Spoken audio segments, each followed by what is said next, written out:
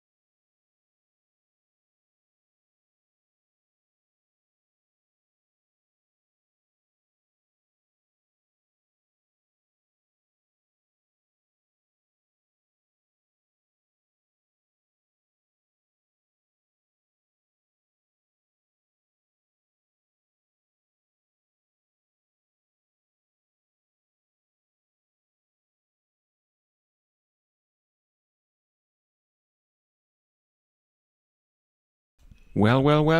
Hello and welcome back, everyone, to Bescheuertes Kurzes Bein. My name is Lea, and welcome back to our coverage of the IPL season 2026.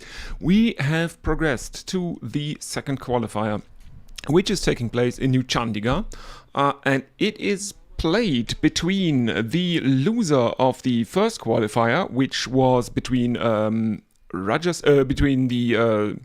Royal Challengers Bangalore and the Gujarat Titans, and in the eliminator, the Rajasthan Royals could defeat the Sunrisers Hyderabad, so they move on into the second qualifier.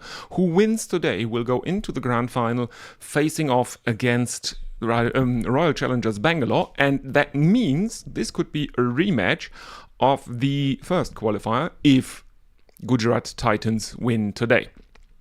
Quick update on the toss. The Rajasthan Royals have won the toss and they have decided to bat first. Gutsy. But I mean, it brought them luck in the eliminator, and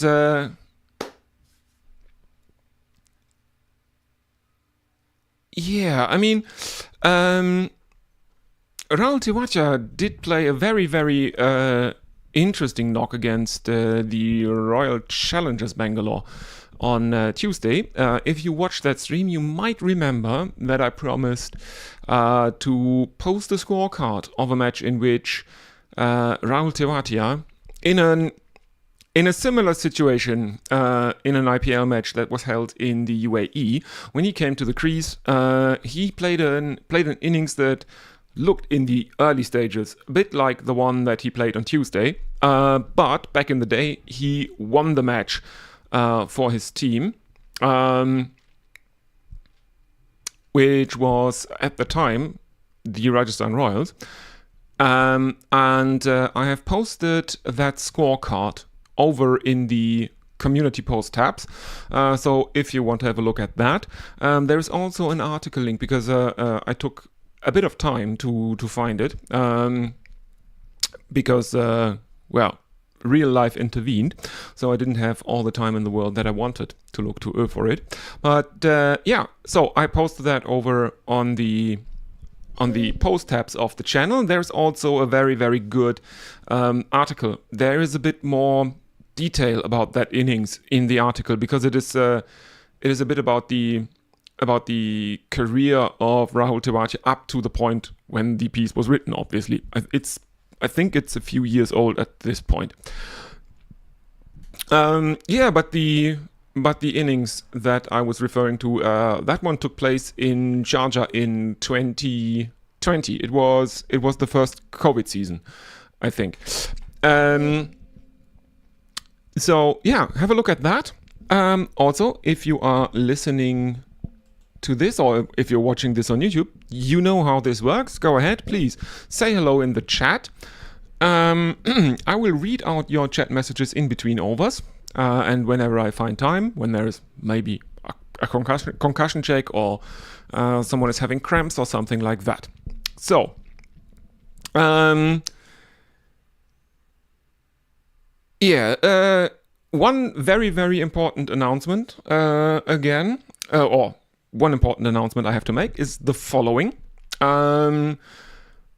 We were all basically planning on Guerrilla Cricket covering the final. They have pulled out, and luckily, I could find time to cover the final as well. So, if you've been following our coverage, Guerrilla Cricket and mine, over the season, and you want to listen to the grand finale, to the denouement, whatever you want to. However you want to call it, you can do that on this channel. I have already scheduled it.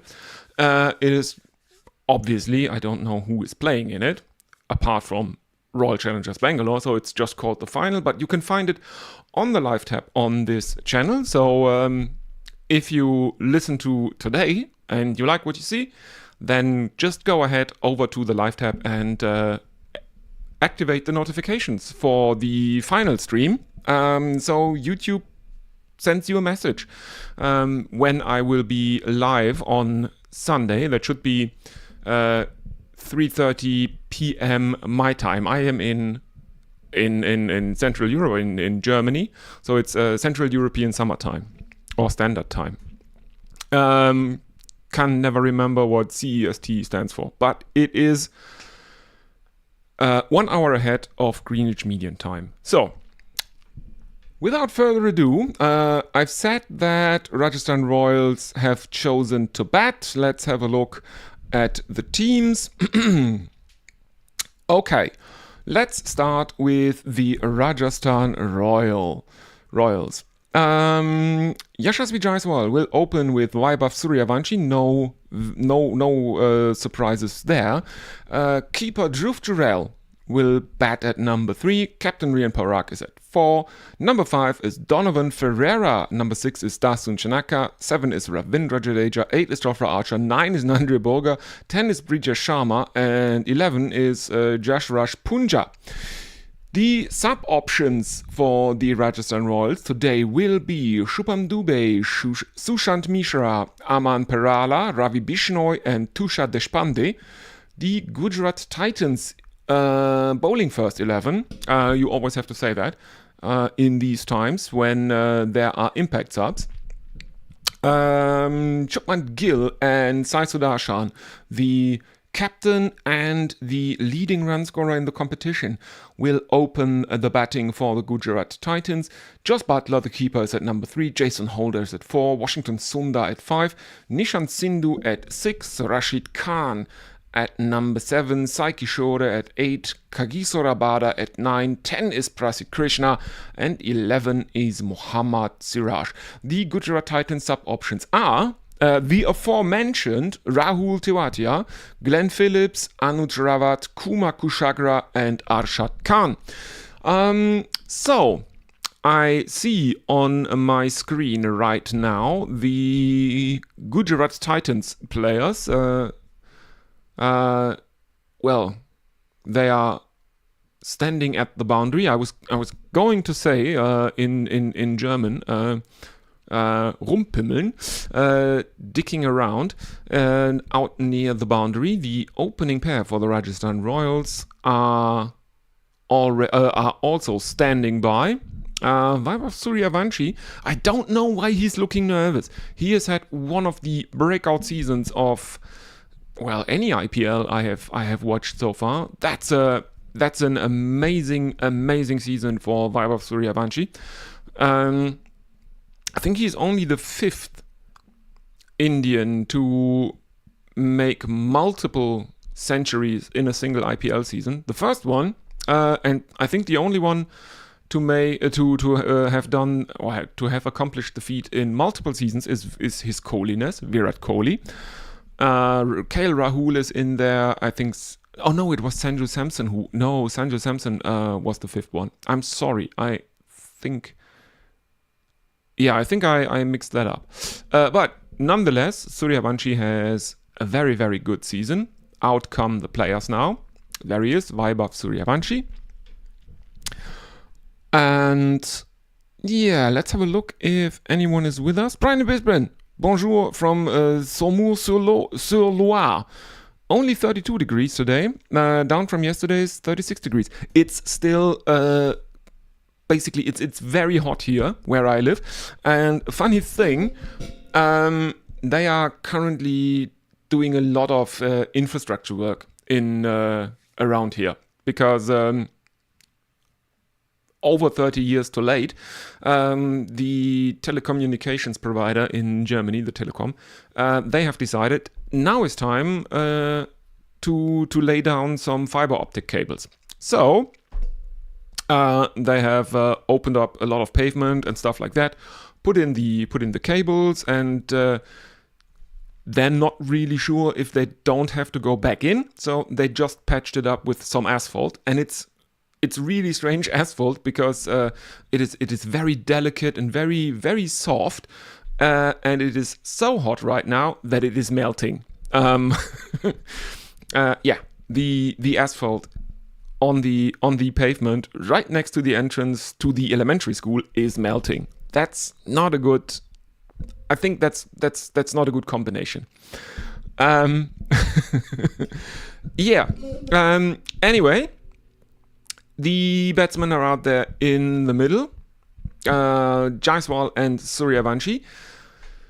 The Rajasthan Royals, I think, have a disproportionate number of wins against the Titans, but that is in part explained by the fact that the Titans only started playing in 2022, I think, when they made their debut in the IPL as an expansion franchise, and they won it in their first season under then captain Hardik Pandya, who has since gone back to the Mumbai Indians, where he doesn't have that much of success, which, well, maybe it's the curse of the prodigal son.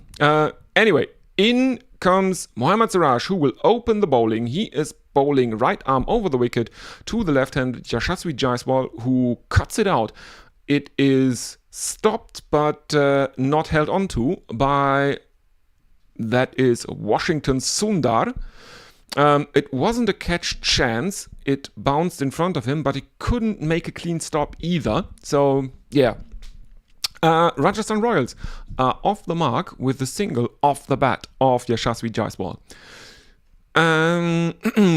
So let's have a look. 3 innings they have faced each other, Suryavanshi and Mohammad Siraj. 38 runs have come out of that, and only once has Mohammad Siraj dismissed Vaibhav Suryavanshi, who has a strike rate of 190 against him, which is quite the strike rate, and one that you will absolutely take as the Rajasthan Royals in the power play. But this time, Mohammad Siraj gets the better of Vaibhav Suryavanshi, at least for the first delivery. There is quite some bounce, and Suryavanshi is looking to drive it, but he doesn't middle it. The bat rotates in his hand, and there is no force behind that stroke, so he can't get the ball off the square, and that is a dot ball. There is a slip in place for Vaibhav Suryavanshi.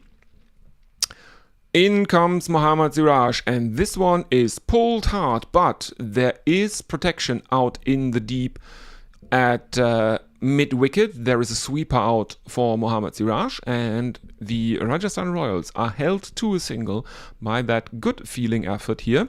Rajasthan Royals 2 without loss. So Hardik Pandya didn't have that much success after returning to the Mumbai Indians, which brings me to the topic of curses in sports. Obviously, the most prominent sport to have curses is baseball, as in comes Mohammad Siraj, pulled again, and this time it is taken by the fielder, by the sweeper that just prevented the boundary the previous delivery, but Yashasvi Jaiswal will have to go for 1 of 2. And Gujarat Titans have an early breakthrough, and it's a good pull shot. It's just misplaced. It is Prasidh Krishna out in the deep at sweeper mid-wicket, and Jaiswal goes, caught Prasidh Krishna, bowled Mohammad Siraj, 1 of 2 with a strike rate of 50. So, Dhruv Jurel, the wicketkeeper, is beginning his workday earlier than he would probably want. Out he comes. There is the customary, let's check the bat if that one is legal. It seems to be legal, not that it seems to matter if the bat is illegal. As long as you bully the umpire into letting you play with it anyway, that seems to be fine. So curses. Obviously, baseball is the sport with the most and the funniest curses of all time. It starts with the curse of the billy goat, I think. That should be the earliest one. Or no, or is it... I have to think about that. It is obviously one of the big two curses. But we continue. Mohammad Siraj, there is short third man and a slip in place, and cut by Dhruv Jurel, and there is another. I think that is Prasidh Krishna again, but to the right-hander. He is now at deep backward point, and he comes around and fields it, prevents the boundary, and Rajasthan Royals run another single, moving them on to 3 for 1. Final delivery of the first over is coming up, and Suryavanshi is back on strike. He is on 1 of 2. Captain Shubman Gill is rearranging his field a bit. Prasidh Krishna is looking a bit puzzled out there in the outfield. I don't know why he has taken a catch. He has fielded pretty well. There is a very, very offsidey field, and now Mohammad Siraj is bouncing Vaibhav Suryavanshi, who flails at it a bit helplessly. There is a big appeal from Joss Butler as the ball flies over his head. Is there a top edge on it? It doesn't look like it, and no one is willing to waste a review to check it. So they don't review. 3 runs and 1 wicket. Suryavanshi on 1, Dhruv Jurel on 1 as well. Mohammad Siraj 1 for 3. Excellent bowling figures in a power play for Mohammad Siraj. So I'm not certain if the curse of the billy goat was cast after the Chicago Cubs won the 1908 World Series, or after they went to one of the World Series in the mid-40s. Anyway, Kagiso Rabada is coming in, right arm over the wicket to the right-hander Dhruv Jurel, who clips one off his legs. And I think they will come back for a second, as there are two Gujarat Titans fielders herring after the ball in the leg side at mid-wicket. That is Mohammad Siraj and someone who has their back to me, or their side, and I can't see who it is. As we are seeing replays now of the appeal, and that one is probably borderline ultra edge. That is very, very, very, very close. But no, ultra edge stays flat. There is no bet on that one. Uppercut now from Dhruv Jurel to a bouncer outside off stump from Kagiso Rabada, and that is the first boundary of the innings. 4 runs to the Rajasthan Royals, total 9 for 1 now. Apparently one of the punters for the Chicago Cubs, or the fans, he owned a tavern, and that tavern had a mascot, and that was a goat.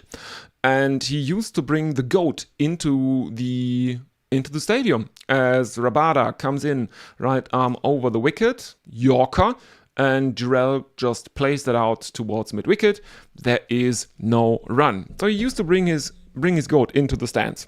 And I think the problem then was that he never bought a ticket for the goat, and then the owner said, okay, it's been a bit of fun, as Rabada comes in right arm over the wicket, defended back towards the bowler into the ground, and it bounces over Rabada's head. There is no run. So the owner said, you need to buy a ticket for the goat. And the tavern owner was unwilling to pay for a ticket for his goat. And so he told them that they shall never win a World Series again, or never go to a World Series again, which was then true. The Chicago Cubs won their last World Series in 1908, and attempted drive high into the air, and that is the second wicket that falls. Gets it too high onto the bat, is maybe a bit slow through his stroke. Rabada with the ball on the short end of a good length gets Dhruv Jurel, who just places it straight down Captain Shubman Gill's throat at mid-off, and suddenly Gujarat Titans are they're in the driving seat, and it looks like they are going to go to the final, and we will have a replay of the first qualifier in the final, Royal Challengers Bangalore versus the Gujarat Titans. And right now, the choice to bat first from Rajasthan Royals looks a bit, let's call it, suboptimal. And wow, the Rajasthan Royals have sent out Ravindra Jadeja. And I think they have promoted him up the order to maybe shield his captain, Rian Parag, a bit, because he was scheduled to come in at 6, if I'm not mistaken. Parag was definitely higher up. Late cut from Jadeja, and he is off the mark as Rabada continues to bowl right arm over the wicket. That is 4 runs through the vacant slips area now, or through the gap in the slips. There, it's through the gap between first slip and short third man. So, so the Chicago Cubs, they got cursed, and they won the World Series in 1908. That was the last World Series that they won during the 20th century. They went to the World Series in, I think, 46. I don't know when that was. And then they never made the World Series again until, I think, 2016. when they were playing against the Cleveland Indians, who had their very own curse. I don't know what the name of the curse of that one was, but they are also cursed. They haven't won a World Series in a very, very, very long time either. And and the Cubs won it all for the first time in 108 years, making it a drought of 108 years. And I think that is the longest drought between championships in professional sports. As Siraj is given a second over. First one is a dot ball by Suryavanshi. The next one is hammered over cow corner into the ropes, and that is another 4 runs. So 17 for 2, the Rajasthan Royals now. I don't know if that was really the best idea to bat first here. They have some problems. And judging by the power plays I have seen in this IPL, 60 is a good score to make in the power play. And as Farong, listener Farong and friend of the channel Farong, said that, if you lose 3 wickets inside the power play, you're basically cooked. Because that was what happened to Gujarat Titans against the Royal Challengers Bangalore.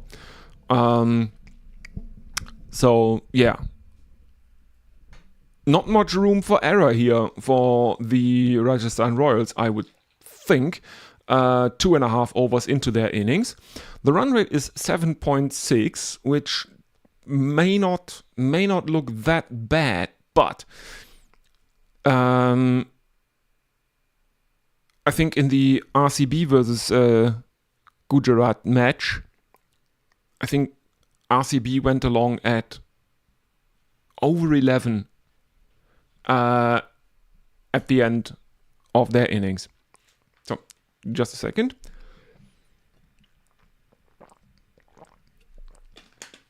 Some cold unsweetened berry tea. Hacked high into the air by Suryavanshi, but that is way too far away from Prasidh Krishna, who is out there. He's the boundary rider in the leg side, somewhere around the deep mid-wicket area. It is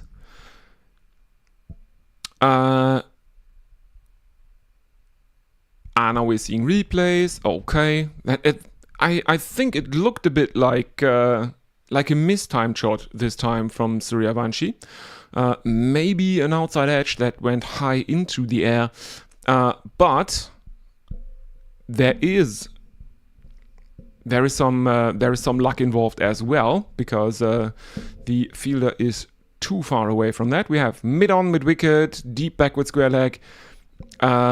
We have short fine leg, and now Siraj is trying to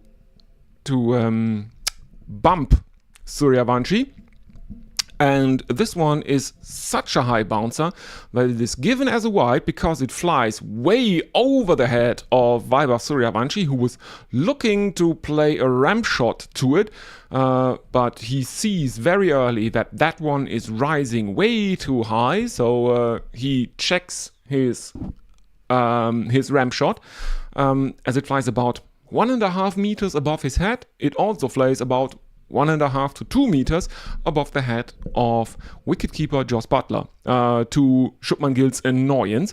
So it is given as a wide, and there are also 4 runs scored. So 26 for 2, and suddenly the run rate looks relatively healthy at 9.75. 2 more deliveries left. In comes Mohammad Siraj, a right arm over the wicket, and down on one knee goes Suryavanshi and pulls Mohammad Siraj behind square on the leg side towards fine leg. There is no one there at the moment, so this is an easy 4 runs for Rajasthan Royals. It is a bit of a mistimed shot. I think he was looking to hammer him over mid-wicket, but it is a boundary, and Rajasthan Royals will be thankful for any runs they can get here in the power play. They have already lost 2 wickets, so they can't really afford to lose another one. They are on track to a good power play score if they lose no further wickets. And again, Suryavanshi finds a boundary, and in the exact same spot at deep fine leg. There is no fielder there. And again, it is a mistimed shot by Suryavanshi that gets him the runs. As I said, they won't complain all too loudly, as Mohammad Siraj, who bowled a very, very tidy first over, taking a wicket and conceding only 3 runs, has now conceded 21 in his second over. And Rajasthan Royals end the third on 34 for 2. Vaibhav Suryavanshi on 17 of 9. Ravindra Jadeja, who's been promoted above his captain Rian Parag, is on 4 of 1. Mohammad Siraj, after 2 overs, has figures of 1 for 24. I think Rabada will continue. Yes, indeed. There is Rabada steaming in, right arm over the wicket. Cut by Jadeja. There is a fielder at deep third man, though, who fields it and throws it back in.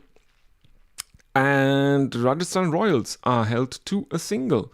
So Jadeja moves on to 5 of 2, and Rajasthan Royals are 35 for 2. Let's have a look at the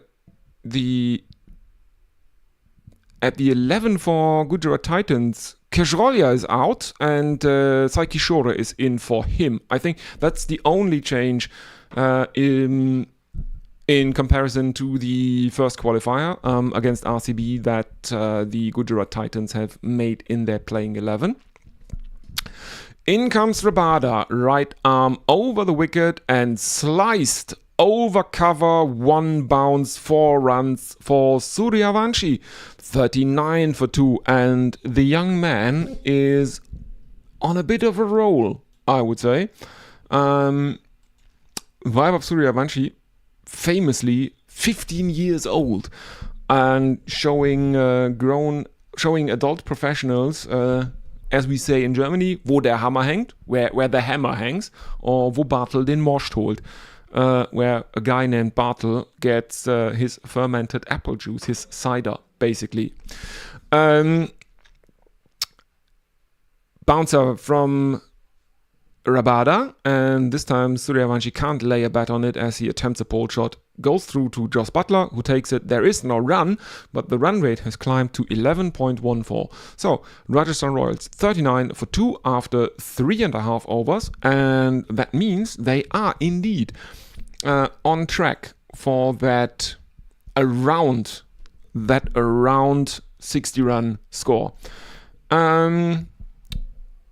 Let's see.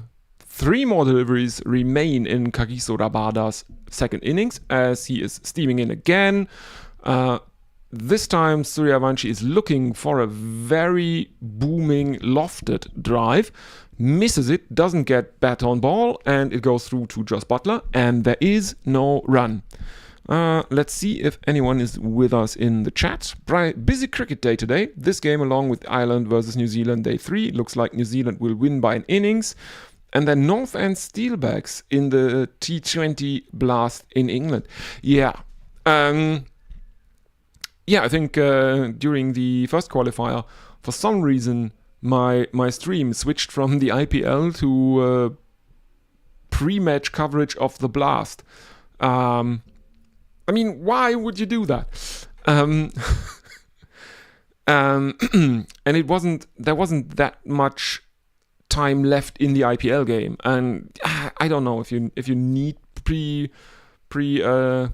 pre-match coverage of the blast in that case, because it's a playoff game, and in the blast it's obviously just a league stage game, or a regular season game, if you will.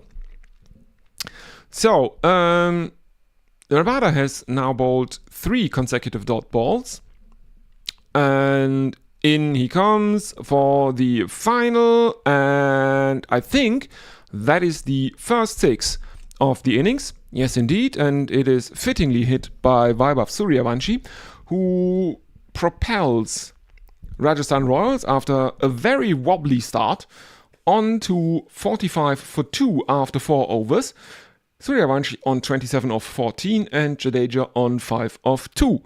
Brian, I had a look at the scorecard, and I think in the first day at lunch, New Zealand found themselves at 100, around there, 100 for 4, but then the 2, it was Rachin Ravindra and I think a maiden, it wasn't a maiden test century, but they put on over 250, I think, for the 5th wicket, something like that. So yeah, at that stage, New Zealand were in control of that match as well. And yeah, they will probably win by an innings. Siraj is brought back in, and he continues right arm over the wicket to the left-hander. This time the left-hander's name isn't Vaibhav Suryavanshi, but it is Ravindra Jadeja. Not a bad left-hander as well. And he cuts him and pierces the field in the offside for 4 runs. There is a fielder at backward point, but I don't know. Gujarat Titans have not been fielding very well so far. Not a lot of energy in the field from the Gujarat Titans, apart from the captain Shubman Gill and Prasidh Krishna. Those are the 2 players that took catches. Now, Mohammad Siraj continues to bowl right arm over the wicket to the left-handed Ravindra Jadeja. Angles one across him. Jadeja looks to fish for it outside the off stump with an angled bat, but it flies over his blade and is taken by Jos Buttler. And Jadeja makes certain he just as the ball settles into the gloves of Jos Buttler, Jadeja has already turned around and tells him, no, that was not an edge. Don't you dare. Which might just be bullshitting his way out of a soft dismissal via a top edge. But if it was, it worked. So the end justifies the means. Oh dear. Looks like Mohammad Siraj has problems with his right shoulder, which is not good for the Gujarat Titans because that's his bowling shoulder. There is a physio out. Rabada in conversation now with Captain Shubman Gill and Rashid Khan, as the physio is kneading Mohammad Siraj's right shoulder while he makes a grimaces in pain. Rashid Khan is blowing on his right hand. Are we in for an early over of probably the finest white ball leg spinner in the world? Right arm wrist spinner. It's very important to say the finest right arm wrist spinner because I don't want to draw Anindo's wrath by not even considering Kuldeep Yadav in any discussion about who is the best wrist spinner, white ball wrist spinner in the world at the moment.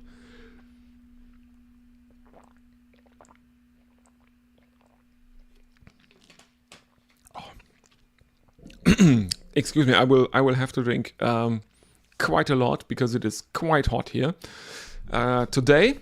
So there is a bit Saiki Shora we saw in a close-up. Now we are back to Rashid Khan, who is always looking like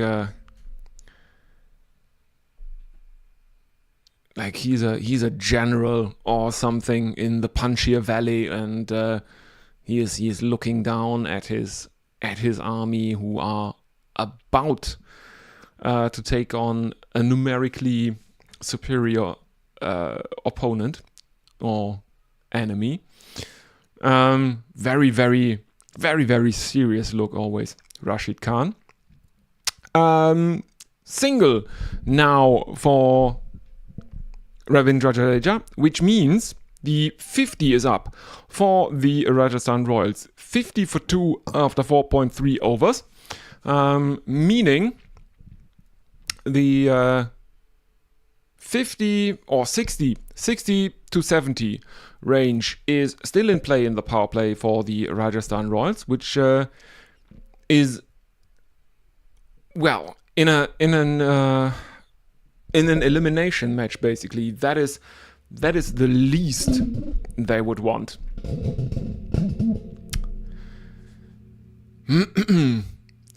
The batting lineup of the Gujarat Titans has looked less than solid, and I think now Mohammad Siraj is coming off the field after now we are seeing replays. He is bowling, and shortly after his follow through, he clutches his right shoulder.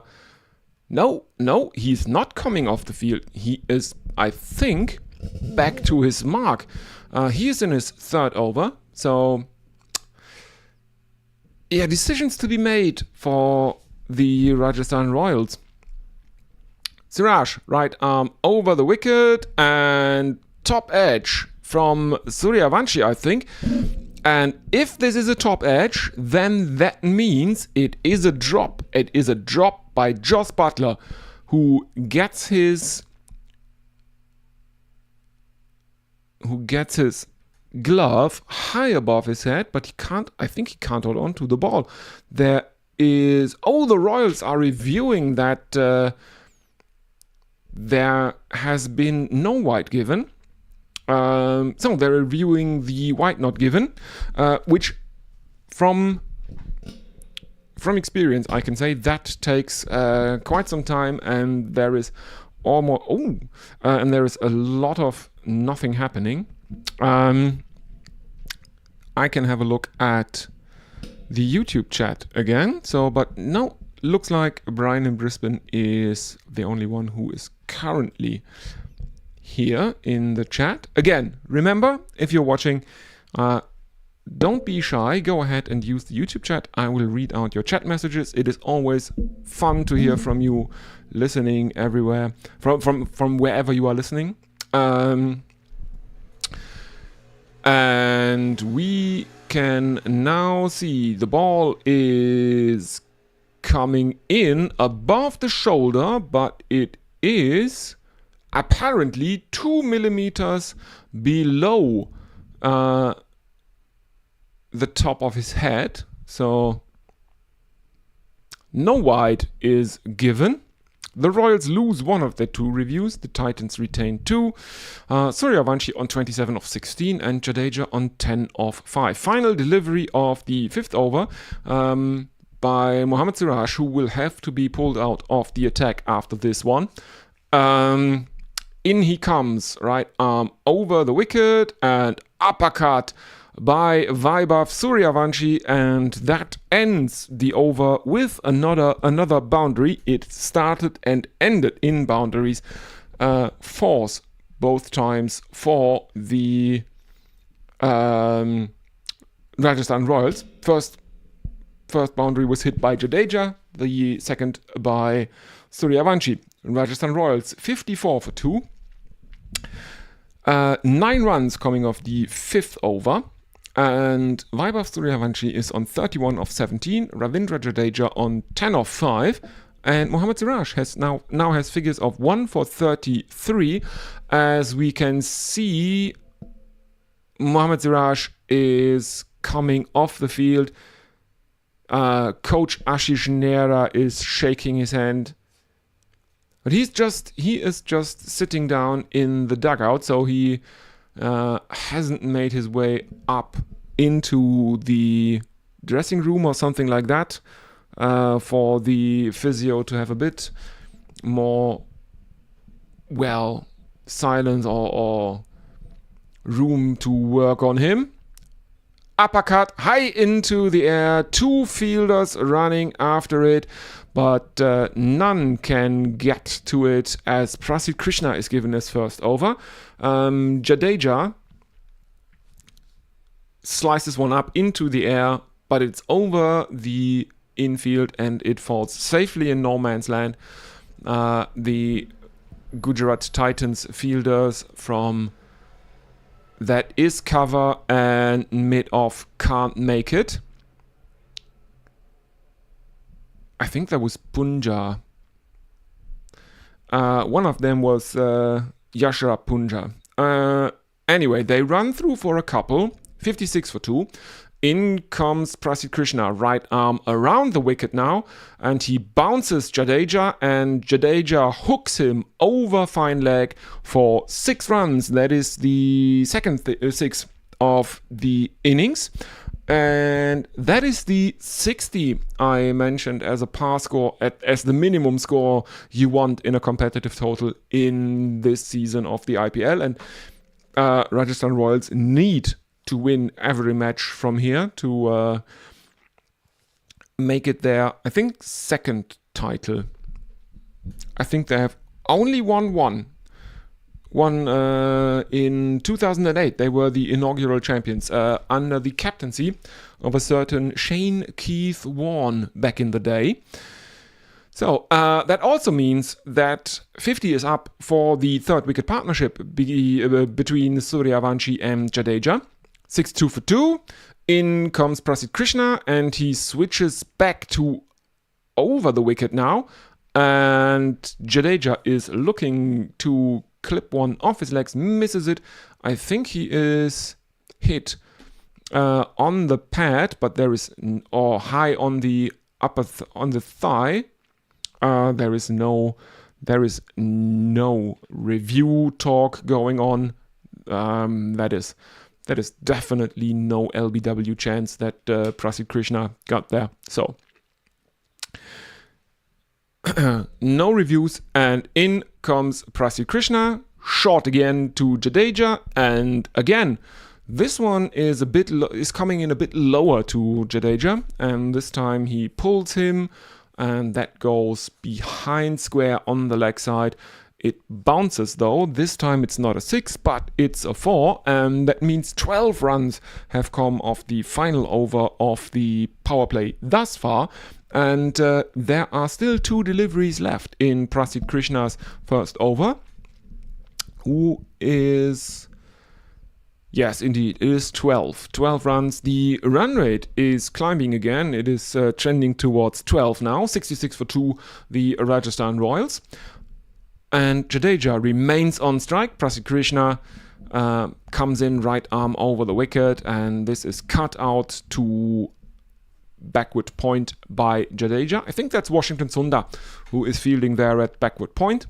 And Jadeja declines the run that Suryavanshi is asking for or offering. So Jadeja, what are his plans here? Is he trying to milk Prasidh for boundaries, or is he... Well, why pinch the strike? Why, if you want to pinch the strike, why decline a single of the 5th delivery? That's basically almost as good as taking a single of the final delivery. But looks like he was trying to milk Prasidh Krishna for boundaries, because the next one is again a boundary. It's again a pull shot. He scored 3 boundaries in this over, and he scored all of them somewhere in the, well, deep backward square leg, fine leg, somewhere in that region. End of the power play, end of the 6th over. 16 runs have come off the 6th over, and Rajasthan Royals are 70 for 2. Jadeja 26 of 11, Suryavanshi 31 of 17. We do not have the strategic timeout yet, so let's have a look at chat. Think I'm up to date on chat.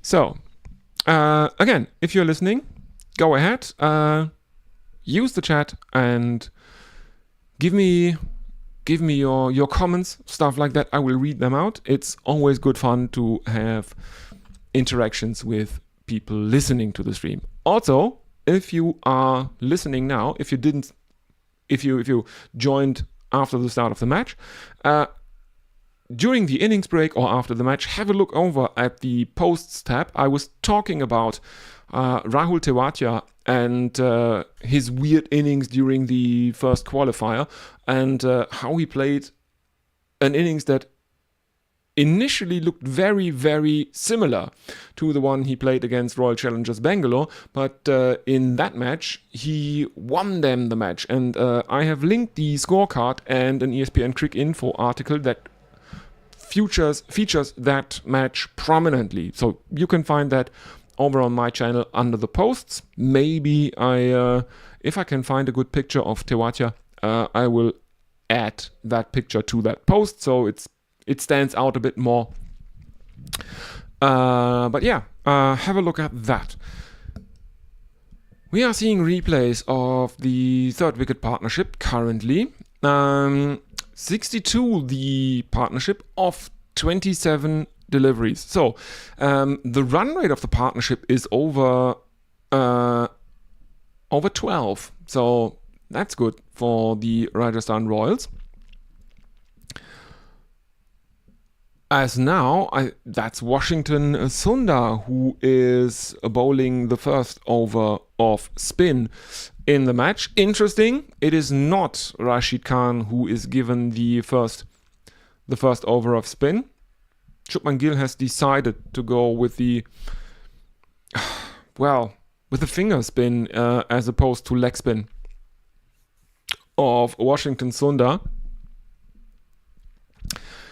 And we are seeing super striker of the season, highest strike rate of the season with a minimum of 7 matches and 100 balls faced, and that is 15-year-old Wunderkind Vaibhav Suryavanshi, 238 his strike rate for the season, not for a match, for a season, at least 7 matches and at least 100 deliveries faced. That is remarkable. Matthew Hayden, the head coach of the Gujarat Titans, was shown briefly. There is not much happening on the field right now. The Rajasthan Royals are very, very happily rotating the strike, running singles, milking Washington Sundar for singles. So 5 singles of the first 5 deliveries, 75 for 2. Jadeja is on strike for the final delivery of Washington Sundar's first over. In he comes, right arm around the wicket, and Jadeja clips one off his legs. There is a fielder at mid-wicket, or it's a fielder at deep mid-wicket who is coming in to a ball that is not hit very hard, and it is leisurely rolling towards the fielder. He comes in from the rope and picks it up at mid-wicket and throws it back into the square, and that is that over done. Washington Sundar has pulled back the run rate in comparison to his colleagues, Prasidh Krishna with an economy of 16 at the other end currently, and Washington Sundar has an economy of 6 because he only conceded 6 singles. 76 for 2 after 7, the Rajasthan Royals, and Jason Holder is now replacing Prasidh Krishna. Jason Holder bowled one excellent over the last time we saw him, where he took, I think he was hammered in his first over, hammered by the batsman. And in his second over, he conceded basically no runs and he took 2 wickets. So let's see what Jason Holder will do in this match.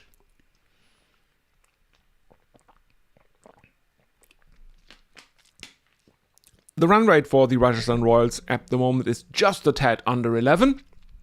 56 matches and 68 wickets for Jason Holder in his IPL career. I think.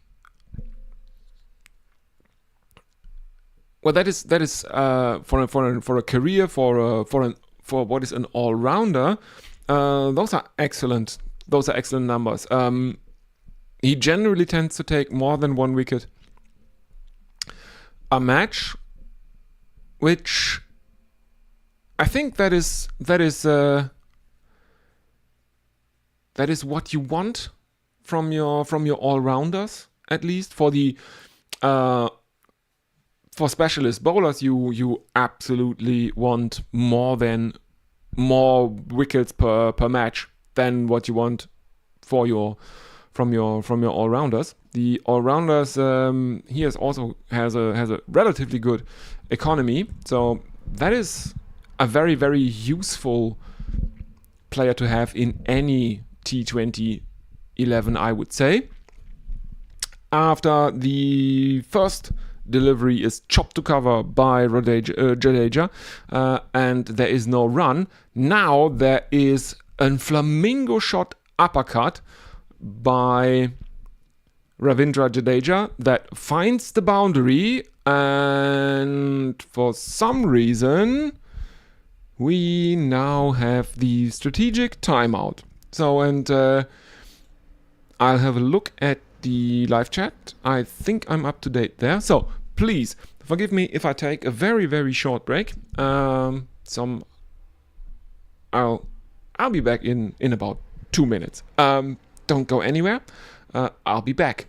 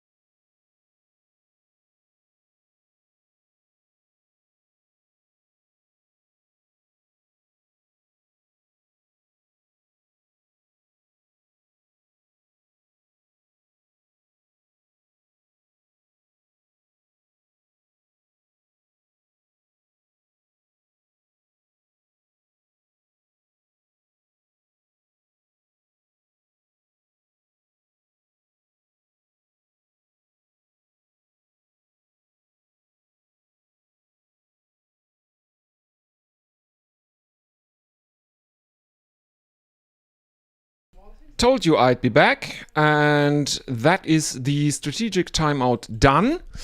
And again, just a public service announcement. The final will be covered on this channel as well, because Gorilla Cricket can't do it. So luckily I found the time, because I thought, if you're listening to our IPL coverage, you definitely want to hear the final. And luckily for you, I can cover the final on Sunday.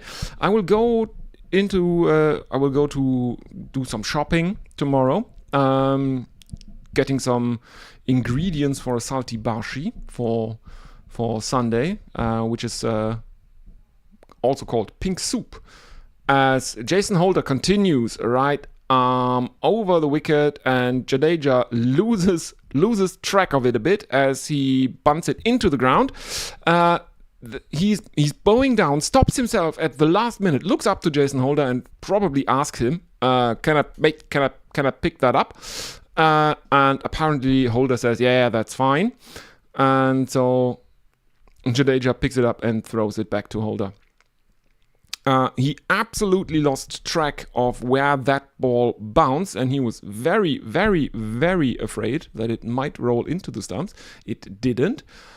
And now Holder angles one across him again, and a very straight bat. He's looking to defend, but Holder seams it away from him. It goes through to Butler, and there is no run. Yeah, so I'm going to do a Maika Saltibashi for Sunday, which is a Lithuanian cold soup with beets in it, red beets, and it is based on kefir. Interestingly enough, it's a very, very, very nice and refreshing cold summer soup with lots of dill, boiled potatoes, and cucumbers in it, and some egg. Now Holder again, right arm over the wicket, and this time he loses his line a bit. That is an offside wide, and it is called as such. No one is disputing that, so no review for the wide. The Gujarat Titans hold on to their reviews, not willing to waste them on such obvious calls. So yeah, good cricket, saving the reviews for the Howlers. And pushed out into the offside by Jadeja, and that is just a single as the fielder from extra cover is coming in and picking it up, throwing it to Captain Shubman Gill, and Jadeja is gesturing something. He seems to want something. I don't know if he will get it, but he's off strike now anyway, and Vaibhav Suryavanshi is going to face the final delivery of the 8th over. The first bowled by Jason Holder. Holder continues, right arm over the wicket, digs it in, and Suryavanshi is hunching down. He is contemplating the ramp shot, but doesn't get ball to it. Butler takes it, and that is the end of the over. Jason Holder conceding only 6 runs in the 8th over. Rajasthan Royals move on to 82 for 2 after a wobbly start. That's not a bad place to be. The current run rate is 10.25. Jadeja 34 of 19 and Suryavanshi 34 as well, but of 21. And wait, what has happened? Jadeja is leaving the field. He is retired hurt. What happened? Let's see if ESPN Crick Info can tell us why. They are thinking it might be an elbow issue popping up again. Let's have a look. Yeah, if you are looking for the elbow, it might actually be that, because his sleeves are rolled up and he's looking down at his elbow. So yeah, that might be it. There is heavy taping on the right elbow of Ravindra Jadeja, and he is not going into the dugout. He is sprinting right up the stairs, and that brings Rian Parag in at number 5 for the Rajasthan Royals, and he will face the first delivery of Rashid Khan, who is brought in, and he hammers him flat over mid-wicket. That is another 4 for the total, 86 for 2, and Captain Rian Parag is off the mark with a flat-batted shot over mid-wicket. Next one, again, another pull shot from Rian Parag, and this time he has gone all the way. That is a 6 for Rian Parag, and Rashid Khan looks out of it. Basically, 2 not great balls from Rashid Khan, who is generally one of the best right arm wrist spinners in the game, but he serves up 2 pies for Rian Parag here first up. Next one is a better one, and Rian Parag mistimes the shot, but he still gets a single to long on, and those are replays of the 2 boundaries that Rian Parag hit off Mohammad Shami first up. And Rashid Khan is not very happy with himself, it seems.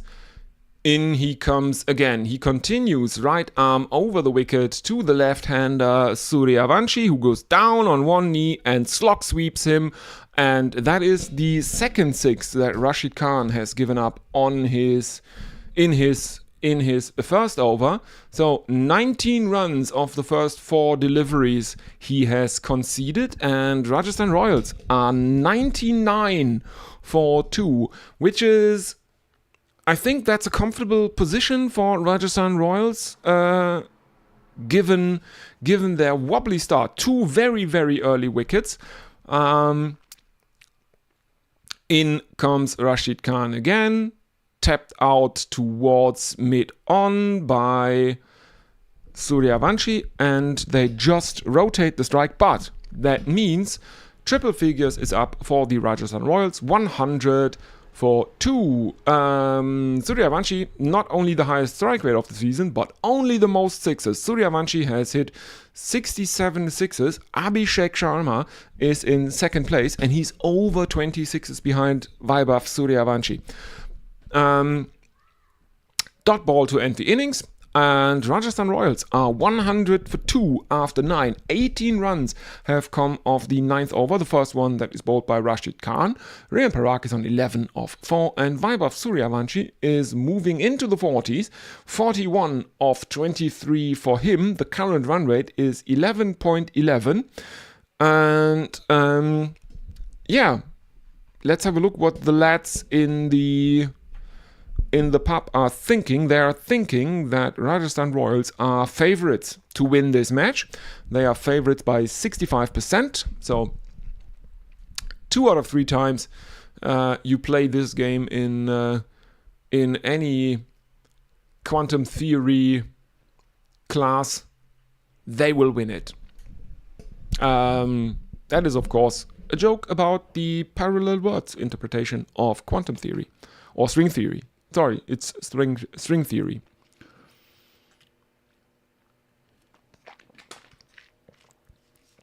But there is also a parallel words interpretation of quantum theory. So there you go. Why do I know that? Because I'm currently listening to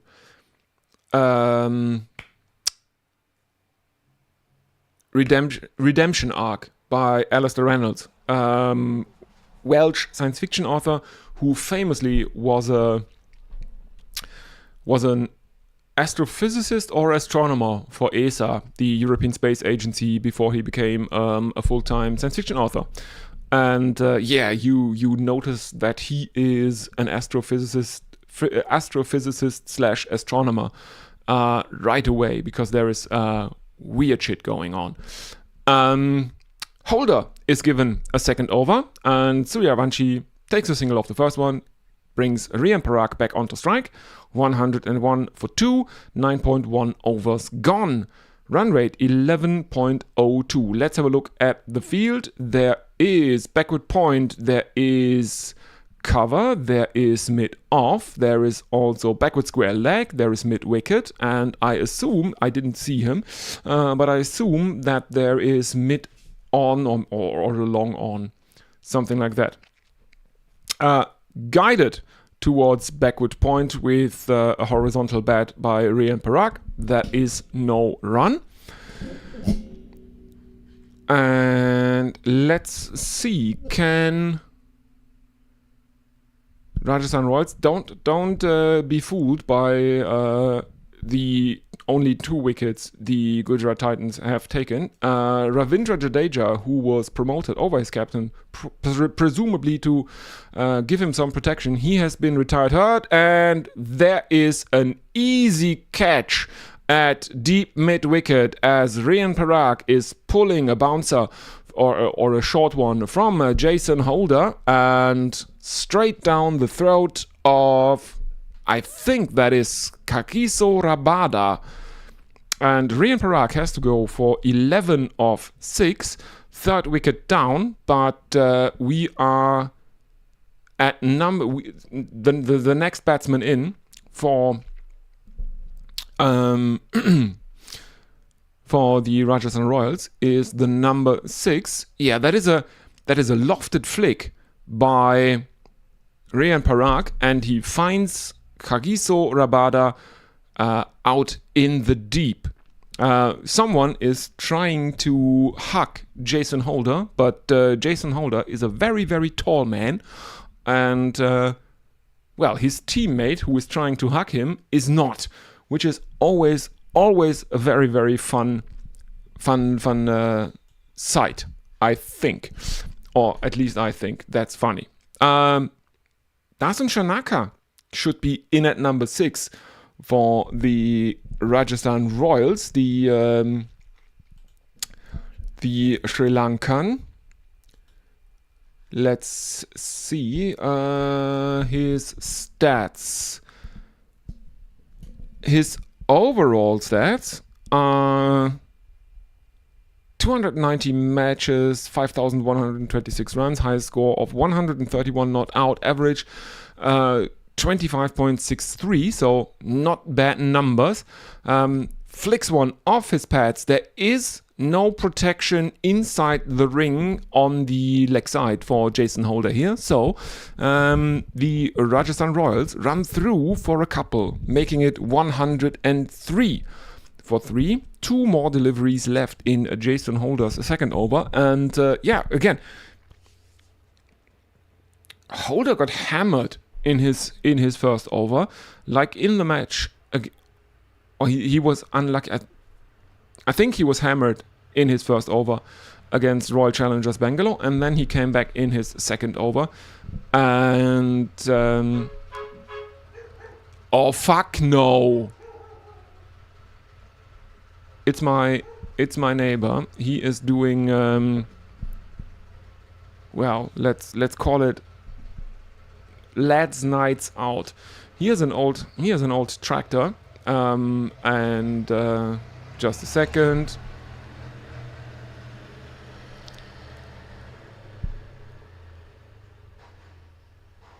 Here's an old tractor and a trailer that looks basically like an old West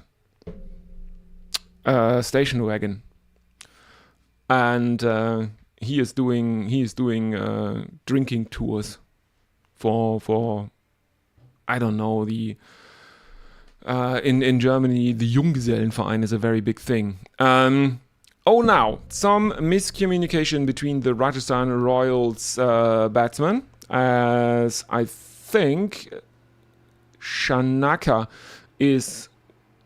wants a run, Suryavanshi doesn't. And Shanaka is very far down the pitch, but the throw in bounces in front of the stumps and then bounces over the bails. So that was a very, very dangerous situation for the Rajasthan Royals, but in the end, both batsmen are safe. Prasidh Krishna is given a second over. He was taken for 16 of his first over. Up and over extra cover from Suryavanshi, but that is only 4 runs. I mean, only 4 runs. It means that Vaibhav Suryavanshi is now within striking distance of a half century again.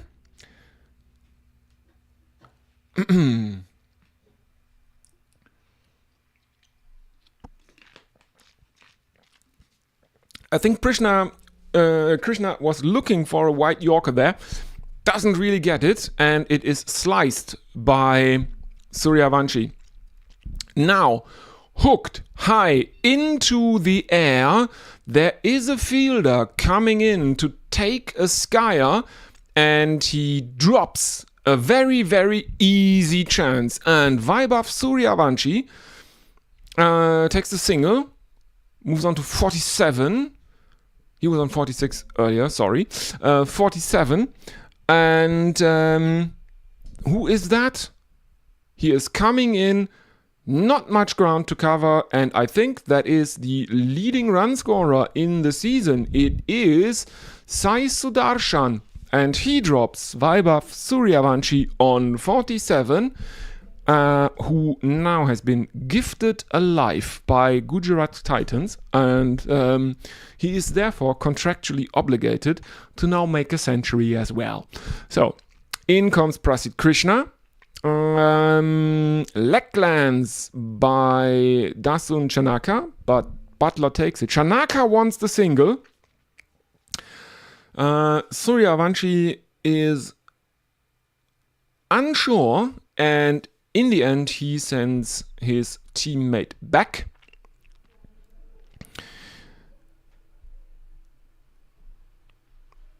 Yeah. Obviously Suryavanshi is dropped on 46 technically, because he was on 46 before the drop, and he then also ran a single, so he was dropped technically on 46. He is now on 47. Dasun Chanaka cannot do anything with the two deliveries that he has now faced of Prasidh Krishna, and there's my neighbor again.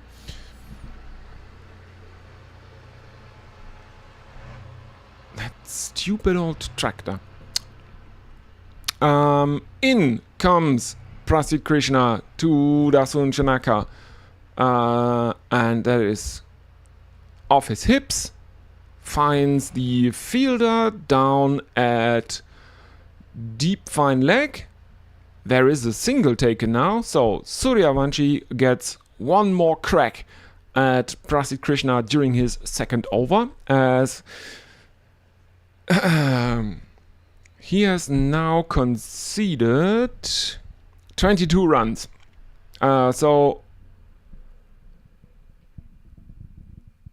He conceded 16 in his first, now another 6, so he has figures of none for 22. In he comes. Now he switches to around the wicket, bounces Suryavanshi, who ducks, and there is no run. So 109 for 3. Let's have a look at the YouTube chat. And Brian in Brisbane informs us that New Zealand defeated Ireland by an innings and 79 runs. Yeah, I mean, that was kind of what I expected at Stumps on the first day. The New Zealand they wobbled, their top order wobbled, but that big fifth wicket stand, that was really what broke the back of Ireland there. Let's see who that was. Scorecard. And Camphor apparently has broken the record for ducks in tests for Ireland. Most ducks in tests for Ireland, going past Balburney's 4. So 5 ducks for Camphor. Dasun Chanaka is on strike. He is facing a Jason Holder, pushed out into the offside, but fielded by Point. There is no run. Backward Point, there is no run. Holder, figures of 1 for 9. No? What? No, can't be. Yes, 1 for 9. In comes Holder again. And Chanaka sways out of the way of that one. 2 dot balls to open the third over, bowled by Jason Holder. And I think one more wicket and Gujarat Titans have really fought their way back into this match. Only Vaibhav Suryavanshi, I would say, is standing tall for Rajasthan Royals, or it's the last obstacle to domination by Gujarat Titans. In comes Jason Holder and attempted swivel hook by Dasun Chanaka, and apparently he's got an edge to that. Butler makes no mistake, and Dasun Chanaka is walking. So yeah, apparently caught behind. No one is thinking about reviewing that one. High fives all around for the Gujarat Titans fielders. And yeah, I think that is, well, also according to the lads in the pub, that makes Gujarat Titans the favorites now. They are favorites by 57%. The current run rate has dropped to 9.34, but what is much more concerning for the Rajasthan Royals is the fact that over the last 5 overs, the run rate has dropped to 7.2. Jofra Archer is now in. So yeah, we are into, well, yeah, as much as I hate to say it, Jofra Archer is a tail ender. He's a slogging tail ender and he can absolutely make runs, but more likely than not, well, he wouldn't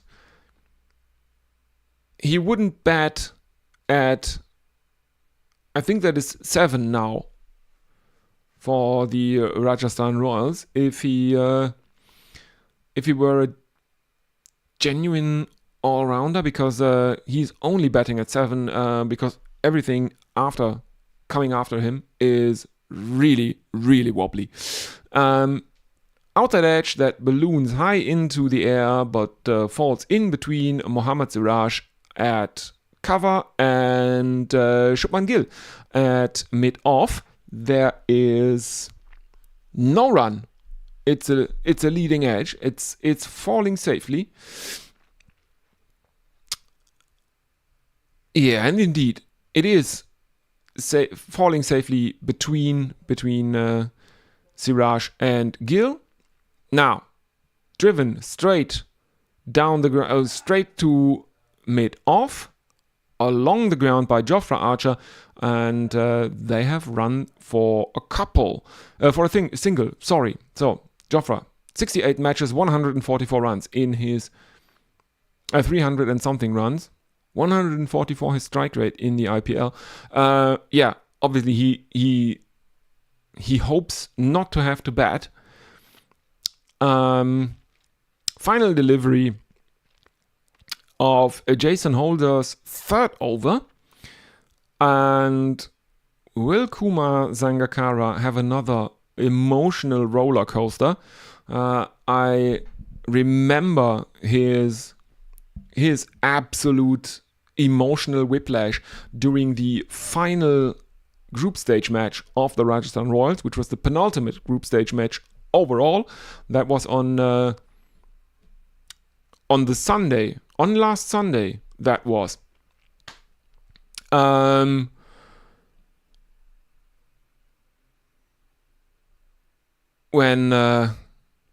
his team beat the Mumbai Indians, that was quite the sight to behold. But 12 overs gone, 2 runs and 1 wicket. Rajasthan Royals 111 for 4, so 220 is now the prediction generally. And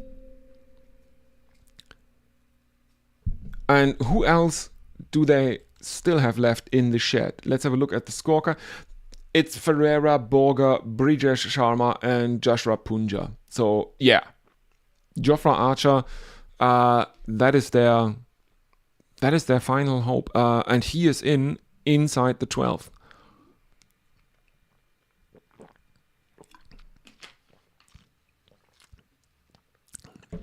What what should Suryavanshi do here? Should he do one of those weird innings like Rahul Tewatia played in the last Gujarat Titans match when they were defeated by the Royal Challengers Bangalore, where he seemed to play for net run rate, which doesn't matter anymore. Swivel pull from Suryavanshi that falls just short of the fielder. That is Sai Sudarshan, I think, and they have run the single, so Archer potentially has to face 4 more deliveries delivered by Prasidh Krishna. Suryavanshi looks like he is really nervous about having made a maybe fatal error here, as Jofra Archer is taking strike, the right-hander. In comes Prasidh Krishna, flat batted pole shot for 6. That's the slogging part of the tail ender from Jofra Archer. That is 6 runs. It is just marginally short, and Archer absolutely hammers that flat over mid wicket. That's a very muscly shot from Jofra Archer. That is 118 for 4 for the Rajasthan Royals, halfway through the 13th. In comes Prasidh Krishna, and that's the tail end part of tail ender, of slogging tail ender. As Jofra Archer feathers one through to Joss Butler, as he is looking for a very, very big aerial straight drive, lofted straight drive. That's the wicket, edged and taken.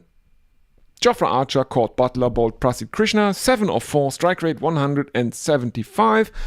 And I think Vaibhav Suryavanshi is currently regretting taking that single before the 6 that Jofra Archer hit.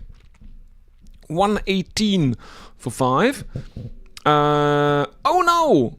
It looks like Ravindra Jadeja's elbow has been taped up sufficiently for him to come out into the middle. He retired hurt earlier. I didn't really know why at the time, but I had a bit of a look at what ESPN Cricinfo was saying, and they thought it might be a recurring elbow issue, and I think they are onto something with that one. And but he has been apparently he is sufficiently fit to come back out. He is on 34 not out of 19, 5 fours, a 6, and a strike rate of 179. And if he can keep Vaibhav Suryavanshi a bit more company, that is probably make or break for Rajasthan Royals in this match. If Jadeja can stay out with Suryavanshi and continue to score at the rate that he was scoring, and that one is glanced into the offside by Jadeja, and I think they have taken a single. Indeed, they have taken a single.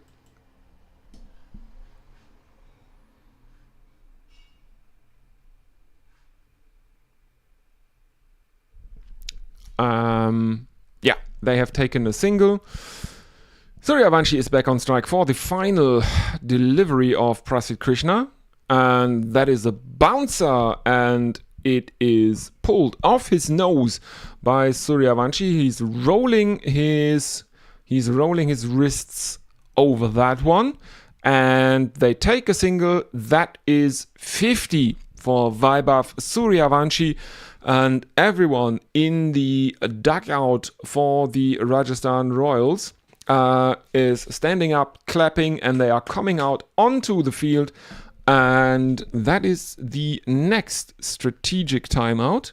Having a look at the chat. Again, if you are listening, please say hello in the chat, say hi.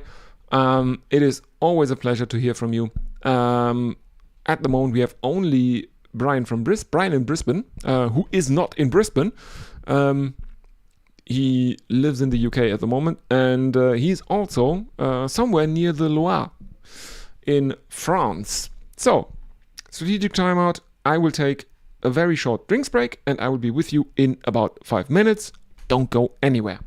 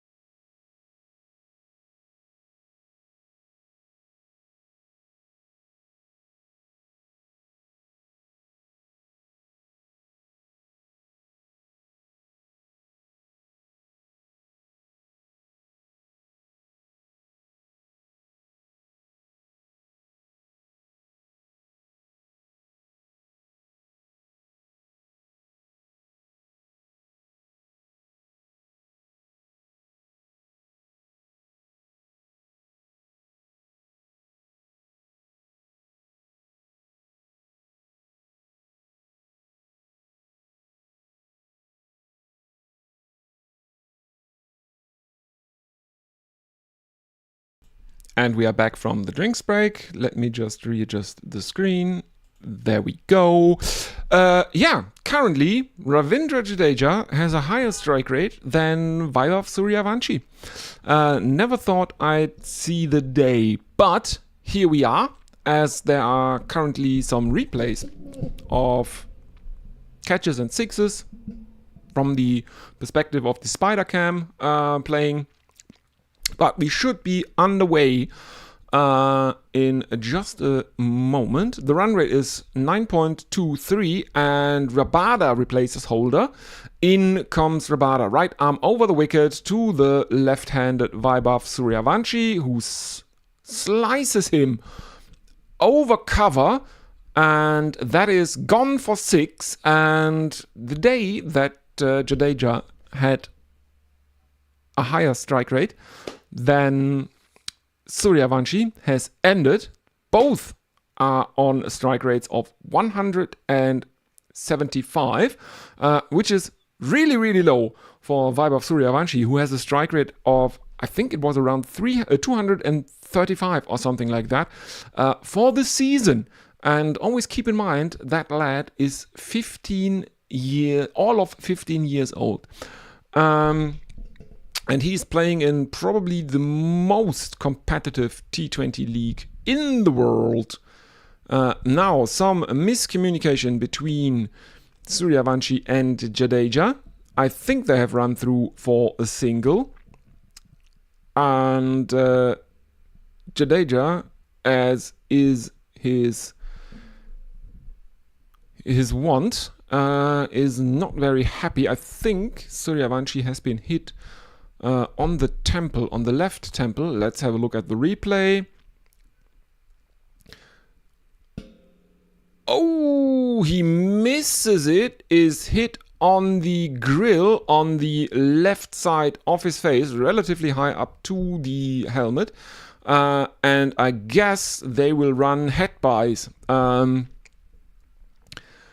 Mohammad Suraj is taking the first look as Suryavanshi reaches the non-striker's end. He is taken off his helmet, and Mohammad Suraj is taking a look and confirming that there is no blood. Now the physios are out for the Rajasthan Royals. They are conducting the mandatory concussion check on Vaibhav Suryavanshi as he was hit on the helmet, and didn't really look like his bell was rung, but the helmet rattled around on his head quite a bit after taking one there on the left cheek, basically, or on the grill in front of the left cheek. Doesn't wear stem guards, Vaibhav Suryavanshi, which is, well, that's a choice, one might say, because if he had rotated his head just maybe 10 degrees more, he would have been hit on the base of the skull in the back, which is basically what killed Phil Hughes. So yeah, risky, I think. Cut by Jadeja, fielded at deep third man by Prasidh Krishna, thrown back in, and they have run another single, I think. Let's have a look at the scorecard. Yes, indeed. It has been scored as leg buys, obviously. The one where Suryavanshi was hit on the helmet. Then another single from Jadoo. Now, Suryavanshi is pulling out of his guard as Rabada is steaming in again. 57 not out of 33 balls, Vaibhav Suryavanshi. Rajasthan Royals are 128 for 5, 13 and a half overs into their innings. And apparently the lads in the pub are regaining their confidence in Rajasthan Royals' ability to post a score that gives their bowlers something to bowl up at. Now, lofted towards long on, falls short of the fielder, bounces once, is stopped, and that is another single to Rajasthan. They move on to 129 for 5. And that is true 129 for 5 now, because Ravindra Jadeja, who retired hurt earlier, has returned out to the middle, and he now faces a dot ball from Rabada. The most valuable players of the season are, according to some arcane calculations, in that order: Suryavanshi, Rabada, Archer, Bhuvneshwar Kumar, and Abhishek Sharma. Not a big gap between Suryavanshi and Rabada, but yeah. Jadoo, final delivery, dot ball, defended, back into the ground. It comes to lay at his feet. And again, Jadoo, looking at the bowler, asking the question, picks it up and hands him the ball. So, 129 for 5, 9 runs coming off Kagiso Rabada's third over, who has figures of 1 for 29, Jadeja on 36 of 23 deliveries, Vaibhav Suryavanshi on 57 of 34.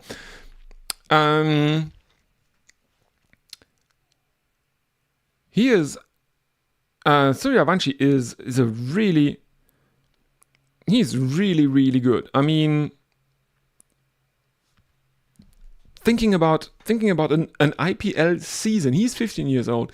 He's playing a full IPL season, and he is slapping adult professionals around to the tune of a strike rate of 235 over the season. In comes Mohammad Siraj, who had some problems with his right elbow earlier in the piece. He digs one in short to Suryavanshi, and it is a bit leg-sidey and swivel-hooked by Vaibhav Suryavanshi over very, very fine leg. and that is another 6 runs. So after he had a strike rate lower than Ravindra Jadeja earlier in the innings, he then pulled equal with Jadeja at around 175. And since then, Jadeja has slowed down a bit, and Suryavanshi is looking like he is very, very determined to up the run rate again, up his strike rate again. He is looking for a drive, mistimes it, gets a leading edge, and it goes down to deep third man. They run through for a single. The throw in from Prasid Krishna is very off target. There is an overthrow, and I think Rajasthan Royals have decided to, okay, we'll take another run. It is Mohammad Siraj who is looking to stop that ball because it flew over the head of Butler. I don't think Krishna really aimed for Butler for whatever reason, but Mohammad Siraj can't avoid the damage. They run on the overthrows, and now there is another single by Suryavanshi, and that brings Ravindra Jadeja back onto strike.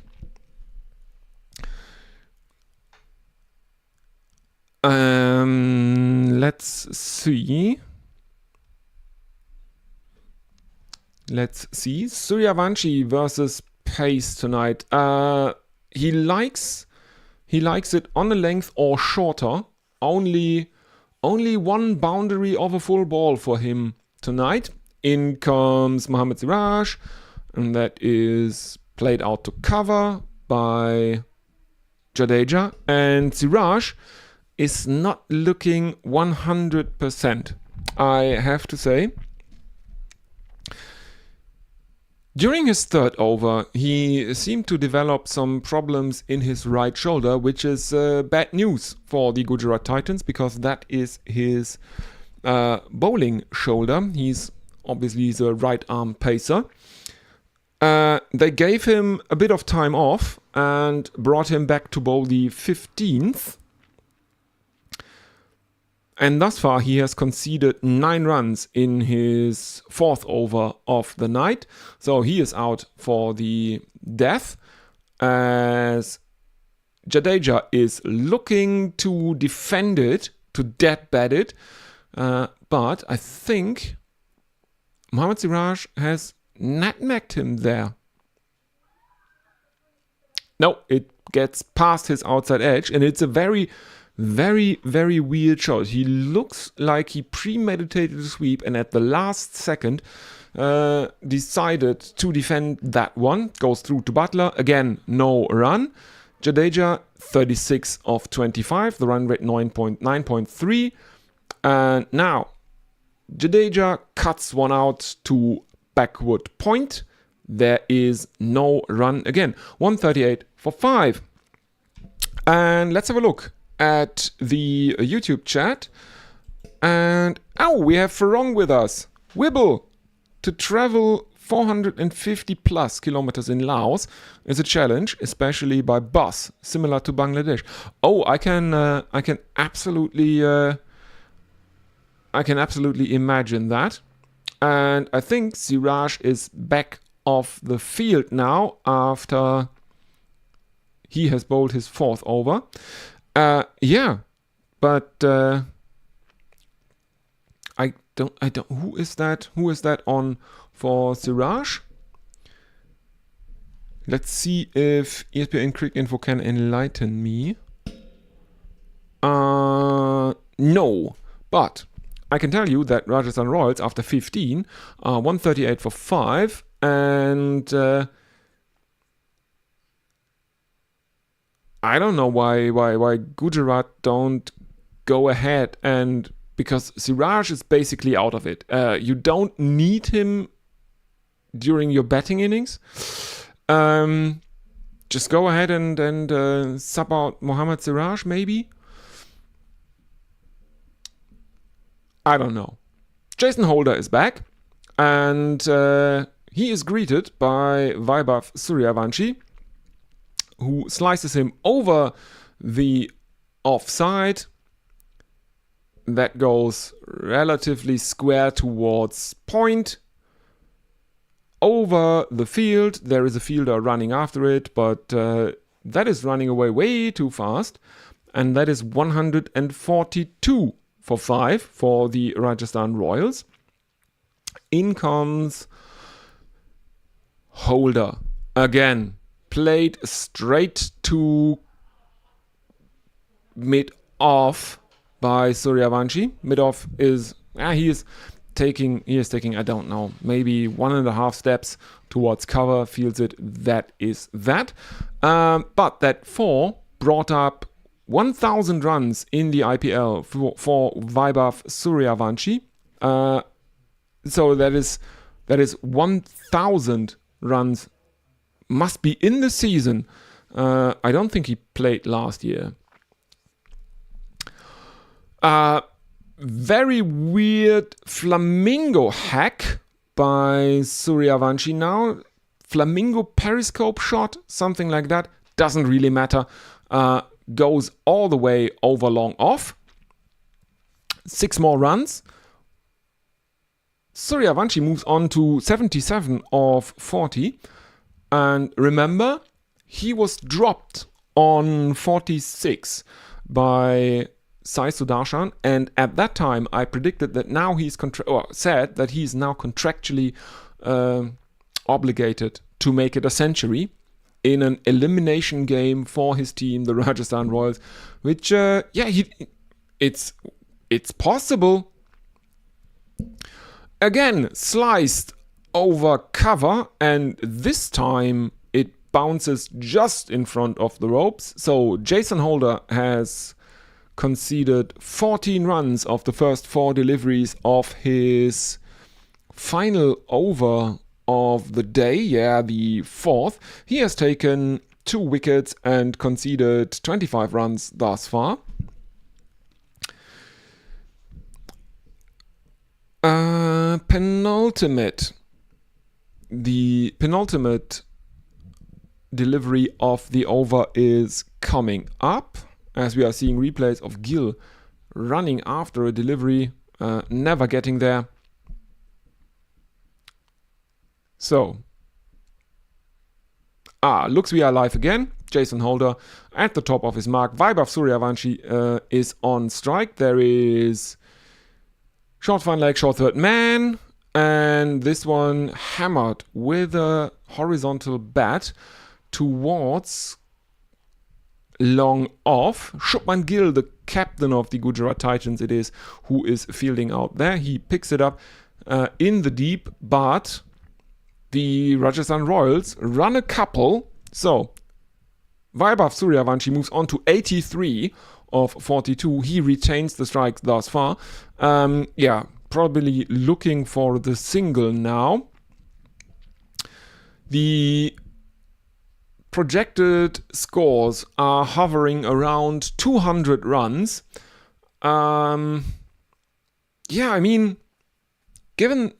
the fact that the outfield doesn't seem that fast, the pitch seems okay. Driven along the ground towards long off, but Jason Holder cuts that off and there is no run. 16 runs have come off the 16th though. Rajasthan Royals 154 for 5. Current run rate is 9.62. Suryavanshi 82 of 43. Jadeja 36 of 26. Holder 2 for 27 from his 4 overs. And I think it is Washington Sundar who is bowling the 17th. He has been given preference over Rashid Khan today. He bowled the first over of spin that Gujarat Titans bowled in this match. He conceded 6 runs of that. Then Rashid Khan bowled the second over of spin, and he was absolutely hammered. I think at least 14 runs, 18 runs, I think it was in the end, coming off Rashid Khan's single over. Jadeja takes a single of the first delivery of Washington Sundar's second over, which is probably exactly what the plan is. Jadeja is now at this stage, I think Jadeja is mainly there just to keep Suryavanshi company and to prevent Donovan Ferreira having to come out with the bat at all. And Rajasthan Royals are 155 for 6. The run rate 9.59. Washington Sundar none for 7 from 7 deliveries. He has been quite economical up to this point. That won't last long though, because I think that one is a very, very flat, lofted 6 over long on for Vaibhav Suryavanshi, who moves on to 89 of 44 deliveries. So his strike rate is almost 200. Which is low by his standards, as insane as that might actually sound.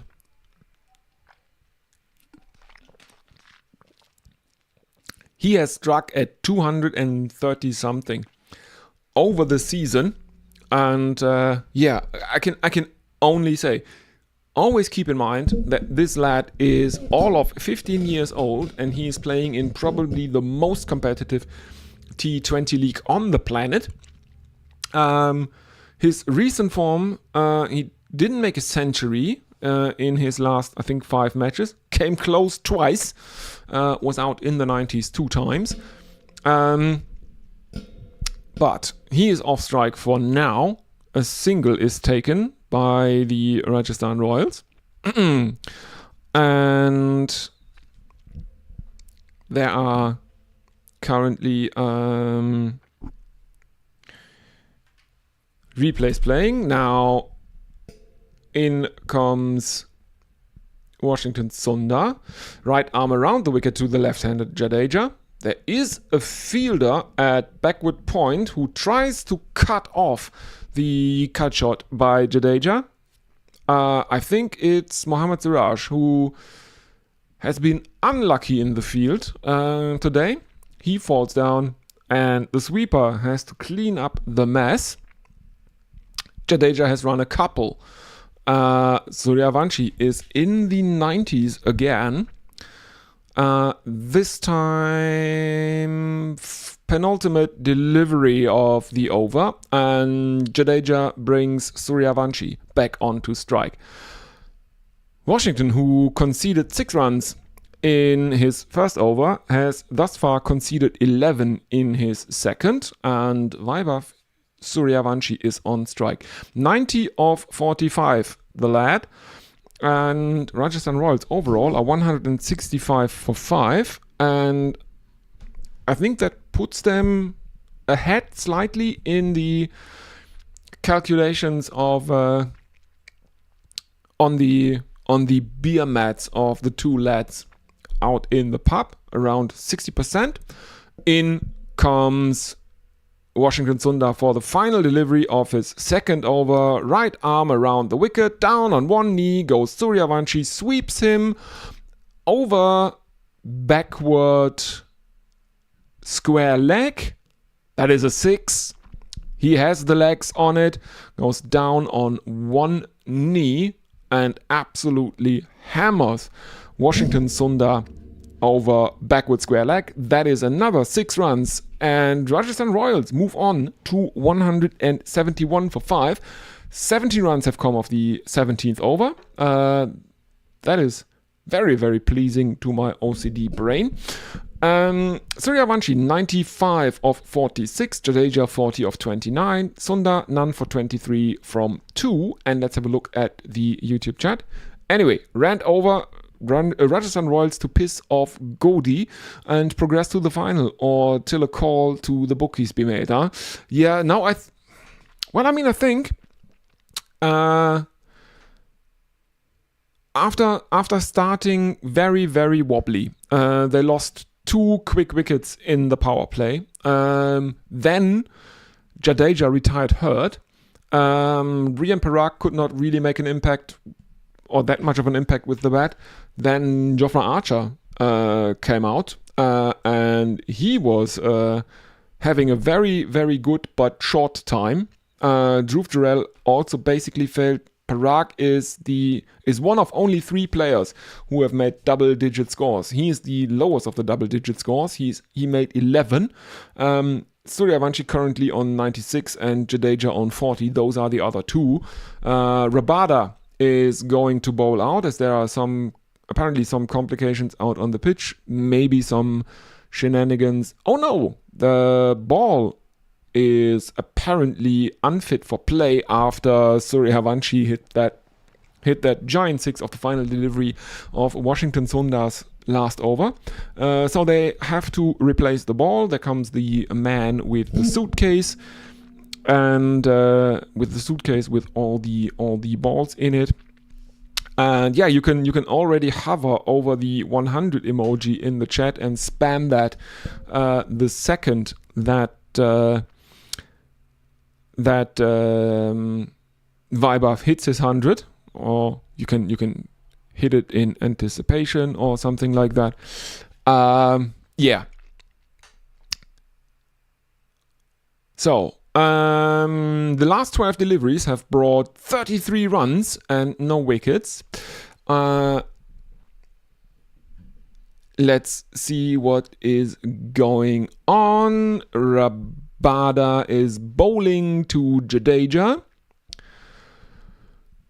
In he comes, right arm over the wicket, and that is a very, very weird kind of uppercut from Jadeja that bounces once towards long, deep third man, and that is a single. And Suryavanshi is back on strike. He's in the nervous 90s, and he is in the nervous 90s. Can he make it 100 in his last 5 outings for Rajasthan Royals? I think he was out 2 times in the 90s. He did not make it 100. Maybe one of them was not out. In comes Rabada, and ramp shot high into the air and straight down the throat of Prasidh Krishna, who is standing at fine third man, maybe basically a backstop. And Suryavanshi is not gonna make a century. He is out for 96, and everyone in the stadium that is wearing a Rajasthan Royals kit, be that in the dugout or be it in the stands, has their hands on their heads or in front of their mouth. And Rabada takes the big wicket of Vaibhav Suryavanshi, caught Prasidh Krishna, bowled Rabada, 96. Strike rate of 204 though. And that brings out Donovan Ferreira. And yeah, I mean, what can you say? He is a 15-year-old playing in the biggest franchise cricket league in the world. And even though normally in a test match, nervous 90s is a misnomer, because the most likely tens of runs that you are out is in the hundreds. Apparently, Andy Zaltzman did the stats on that one, so I trust Andy Zaltzman. So yeah, but he was very close to his century. Yeah, he might have been a bit nervous, and yeah, I can understand him being a bit nervous. Donovan Ferreira is in at number 8, 18 matches, 288 runs at a strike rate of 160 in his IPL career, and he works a full ball to between deep wicket and long on, deep mid wicket and long on, and he is off the mark with a couple of runs straight up, and they move on to 174 for 6. Single off the next one for Jadeja, Now, that's a dick move by Rian Parag. He is standing next to Vaibhav Suryavanshi in the dugout. Suryavanshi is sitting in one of those gamer chairs in the dugout, and he has his hands over his eyes. He's distraught, the lad. And I don't know what is being said, but Rian Parag is standing next to him and poking his shoulder with his finger. That's not how you do that. Something like that. If he does and did anything like that, man, that's a dick move. Yeah. Farong is asking but is he 15 years old? Yeah, I mean, he looks the part, first of all. And yeah, I mean, come on. He must have been born in around 2011. It's not that bad anymore in the subcontinent, I think, with all the, the record keeping and the birth certificates and stuff like that. I don't think so. And Farong, he's banking the money now as well. Come on. What's he gonna buy with the money? Schnapps? He's 15. I don't think you get that much alcohol in even in India as a 15-year-old.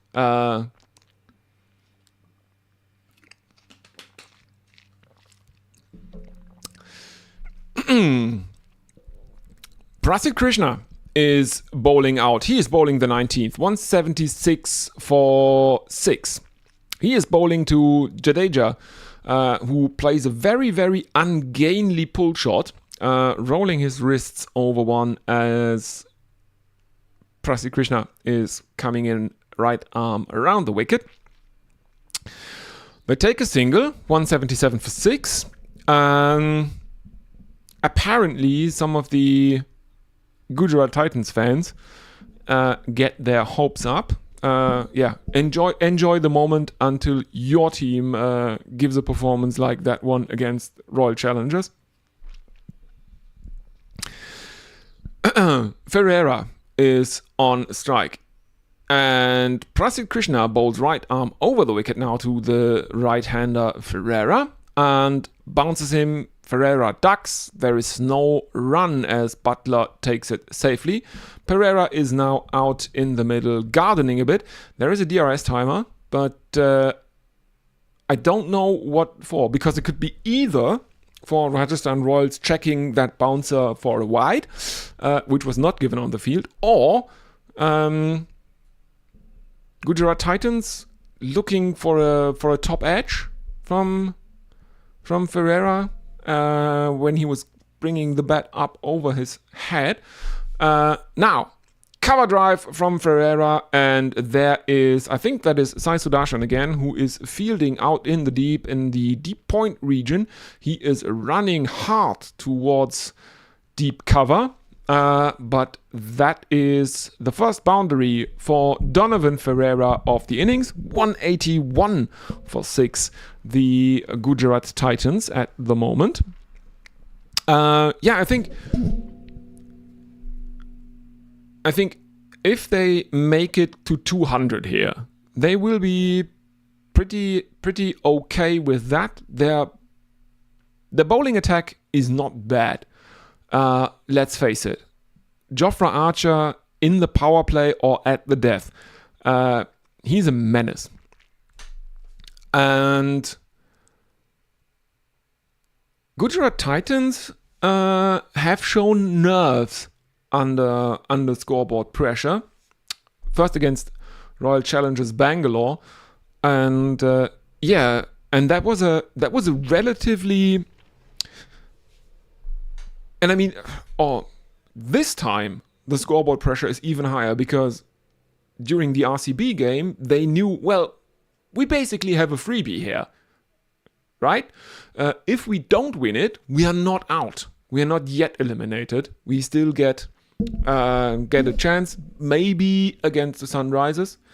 who in the end were beaten by Rajasthan Royals for, I think, the first time since 2023 in the IPL, which was quite fun. They collapsed against Rajasthan. I think Rajasthan, it's a good team. They have Archer, who is a threat. Who else? Of course, obviously, there is Jadeja. If you need some quick darts.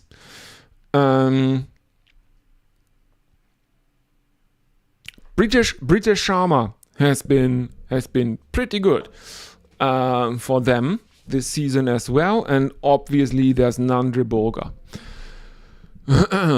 So Ferreira hits another 4, and that is the end of the 19th over. Yes, indeed it is. 187 for 6. Jadeja 44 of 34. Ferreira 12 of 6. So yeah, that's it's a better innings than Jofra Archer played. And yeah, I was a bit surprised that they promoted Jofra Archer over Ferreira. I mean, in the end, did it really hurt them that much? Jofra Archer's innings was, from Rajasthan Royals' perspective, mercifully short, and it brought a 6. So he made 7 of 3 or something, which is not the worst innings in the context of a T20 match.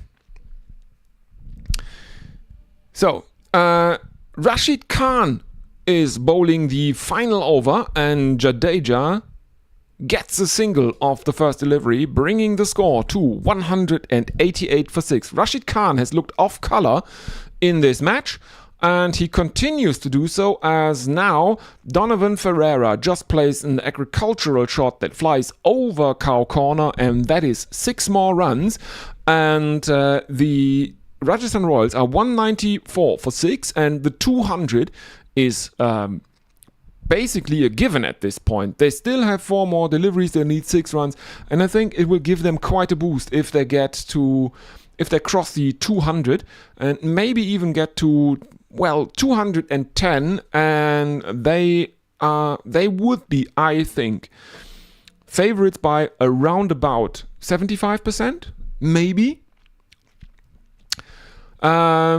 Down on one knee goes Ferreira and slog sweeps Rashid Khan for the second consecutive 6.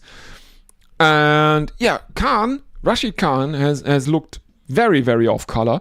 He only bowled 1 over before this one, and he went for, I think, 18 in it. Washington Sundar has been the preferred spinner over Rashid Khan in this innings so far. He was given, first of all, he bowled the first over of spin. No spin inside the power play from Gujarat Titans. Then Washington bowls before Rashid does. In comes Rashid Khan and sliced very straight down the ground, and that makes it 6-6-6. I'm not playing any Iron Maiden songs for fear of copyright strikes, but you know which one I mean. 206 for 6. That is a very, very, very useful kind of a cameo innings from Ferreira. Should they have promoted him over Archer? Well, don't know. No, it was probably all right, the way they played that. When Archer was dismissed, Jadeja came back and he kept Suryavanshi a bit of company, and now he can well clog up an end and just have a bit of a look at Donovan Ferreira fireworks. He will definitely be the super striker of the match at this rate, as now he surprises Rashid Khan, who misses a fielding chance as the bowler. He misses to stop it, and they run through for a couple of runs. So Ferreira retains the strike for the final delivery of the innings. He has a strike rate of 320 at the moment. Rajasthan Royals are 208 for 6, 19.5 overs gone. One more delivery left to come. And we have, what's it gonna be? 208 now. What's it gonna be? Will they make over 210? Yes, they will.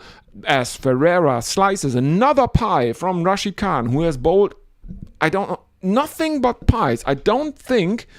He has one. Yeah, he has bowled one dot ball in this innings. Rashid Khan, 6 more runs off the final delivery, and that means Rajasthan Royals are 214 for 6 after 20. Jadeja, 45 not out, and Ferreira, 38 of 11, a strike rate of 345.45 in an innings that lasted more than 10 deliveries. Extraordinary stuff. Let's go through some quick highlights. The highlights were, well, Vaibhav Suryavanshi making a 96, then, throwing it away in view of his century. Jadeja, 45 not out, is the second highest score. And now with Donovan Ferreira, we have a fourth player who is in double digits. He made 38 not out, and the fourth in double digits is Rian Parag, the captain. No one else contributed anything, basically. The highest score after the one in fifth place. The fifth highest score is Archer, and that's 7 of 4, which is okay.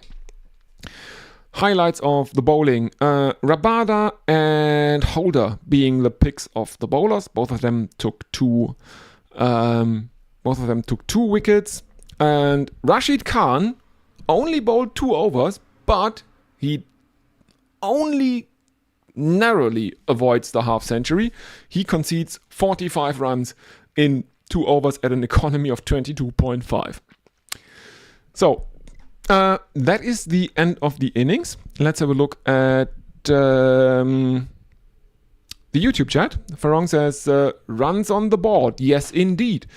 Before I take a short break for the innings break, just a quick announcement. The final of the IPL on Sunday will also be on this channel because the Gorillas, check them out after the match, gorillacricket.com. They were planning on doing it, but apparently they can't make it. And luckily, something that would have prevented me from doing it, that one got moved a bit up towards noon, so I can actually do the final, and I will do that. So it is already scheduled on this channel in the live tab. Go there and click the notify me button. Then YouTube will send you a notification when I go live about half an hour before the start of play for the final on Sunday. So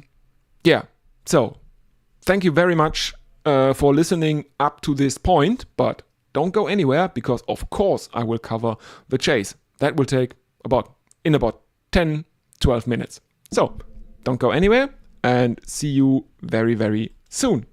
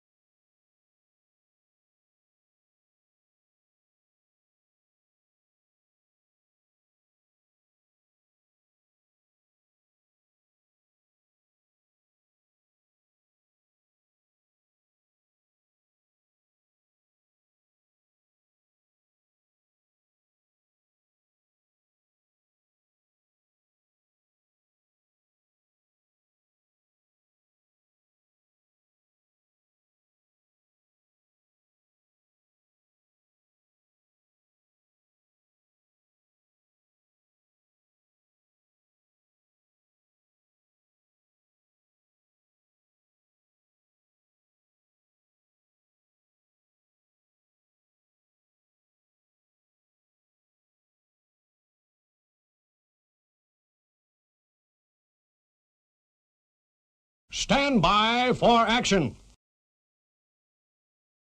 Anything can happen in the next half hour. And we are back from the innings break. Rajasthan Royals are in the huddle, and the orange cap has changed hands. It is now on the head of Vaibhav Suryavanshi. It was on the head of Sai Sudarshan before that. So to recap the innings, 2 early wickets, courtesy of Mohammad Siraj and Kagiso Rabada, and then a bit of a stabilizing, repairing knock from Ravindra Jadeja before he had to retire hurt. Suryavanshi again could not make it a century, but a final flourish from Donovan Ferreira, which was also helped by a very, very bad over from Rashid Khan, who in his last 4 IPL knockouts, I think has taken 0 wickets.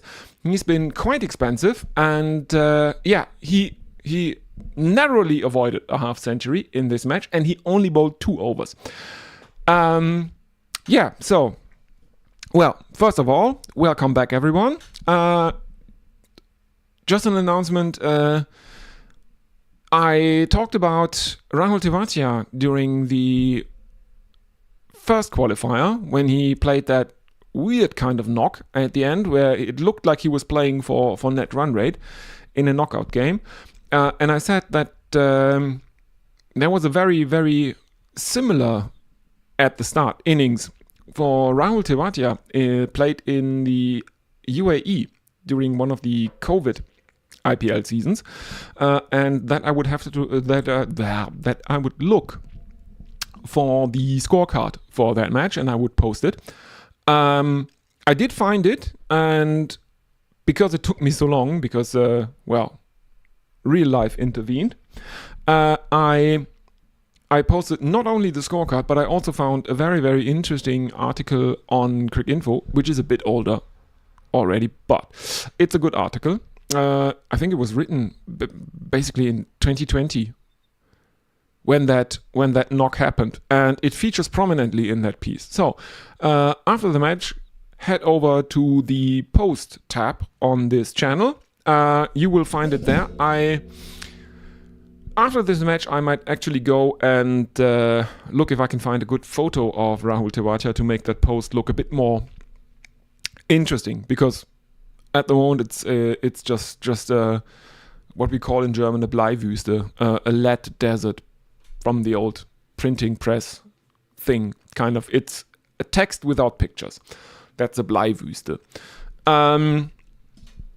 Anyway, Jofra Archer has the ball in hand, 68 matches, 83 wickets in his IPL career.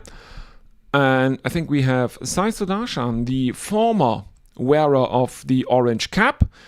Now we have the umpire making the signal for the substitutes. Yashasvi Jaiswal has been subbed out, and Tushar Deshpande has been subbed in for the Rajasthan Royals. So, yeah, I guess we will see who Gujarat Titans will sub out and in when that happens. It will happen. Ooh. Well, what is happening? Jofra Archer is starting.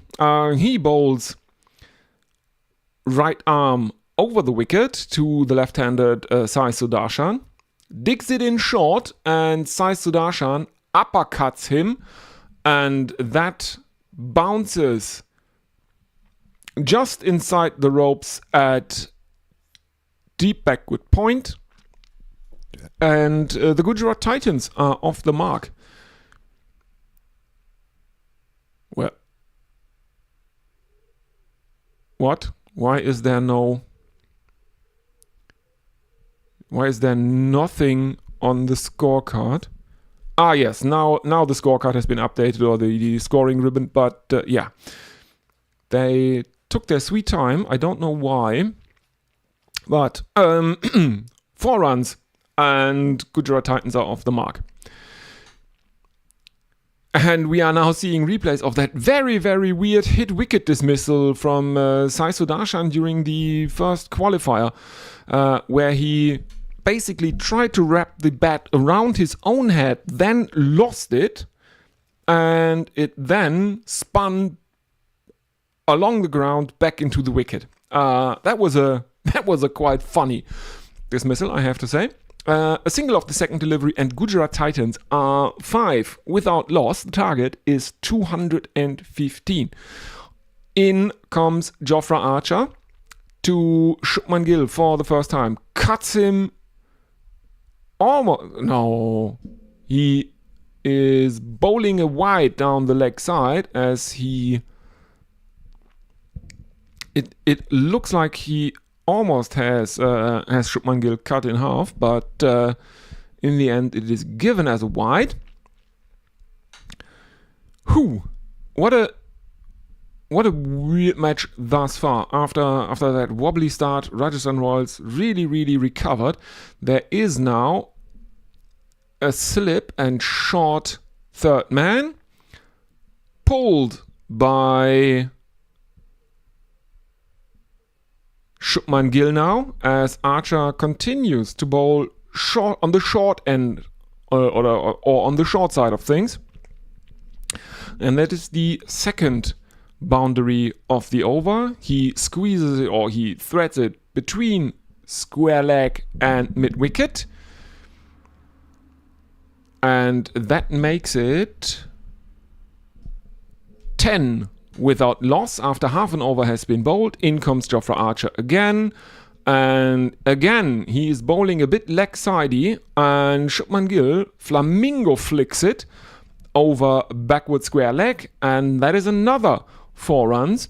And suddenly, the target that Rajasthan Royals set in the end doesn't look that undefeatable. Let's put it that way. Very good start from the Gujarat Titans thus far. Shubman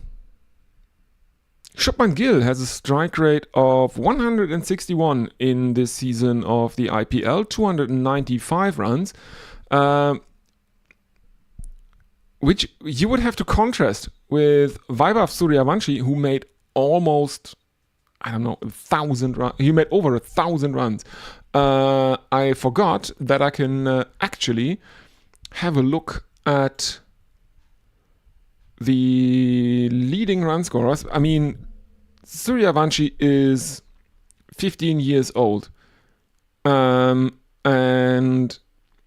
oh no, he has played some IPL before this season, because he has made 776 in this year's IPL.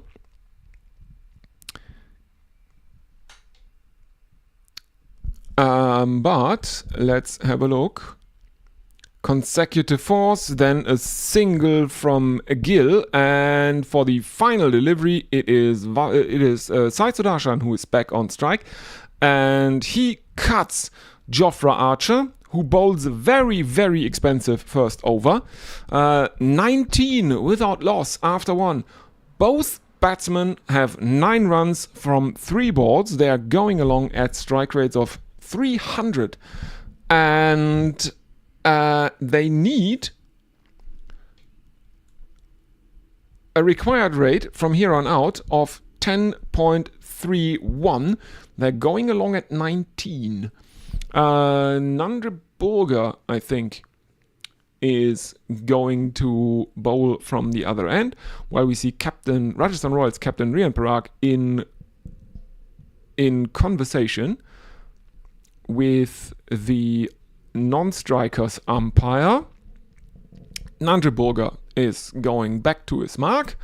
19 matches, 20 wickets in his IPL career. Well, he has a career economy of 9.7, which would mean that if he could keep that economy or bowl at that economy in this match, that would be enough for him. Because the required run rate is, as I said, 10.31. And he bowls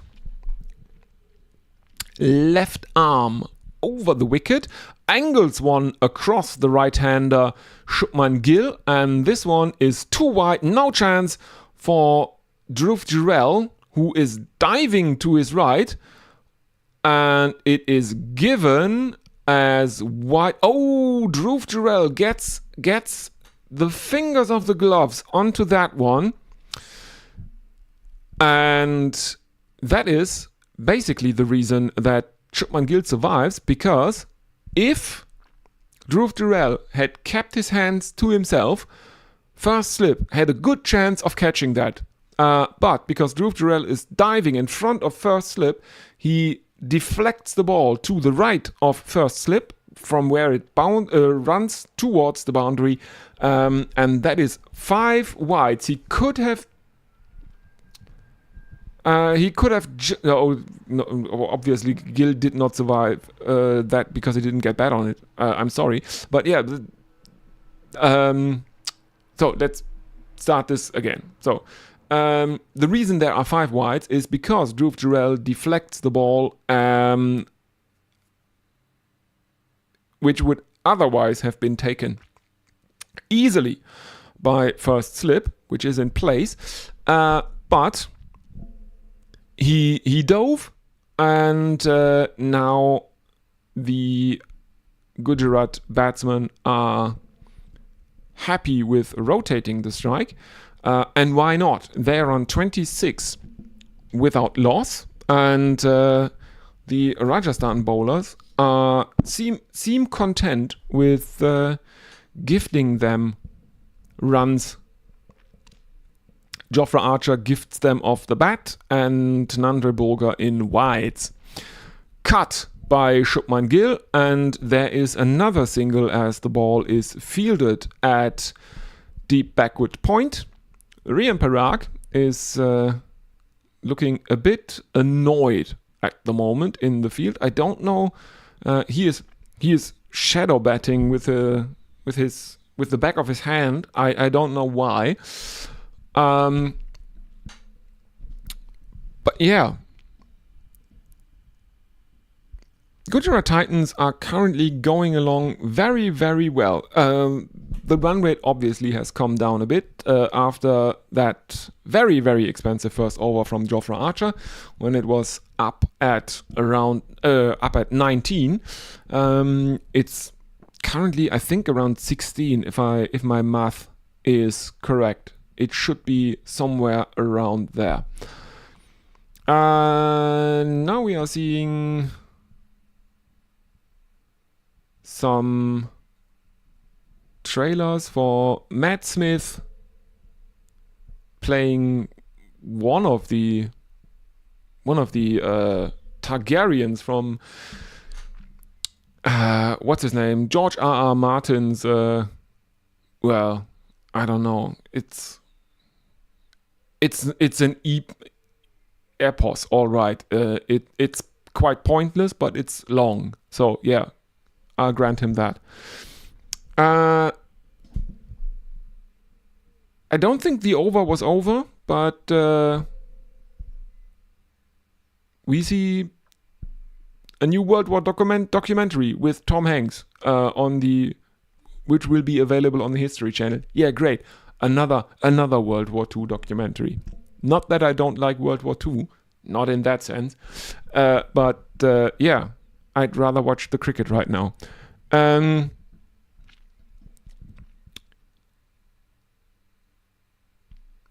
I'm pretty sure Oh no. Oh, I know why. They've done it again.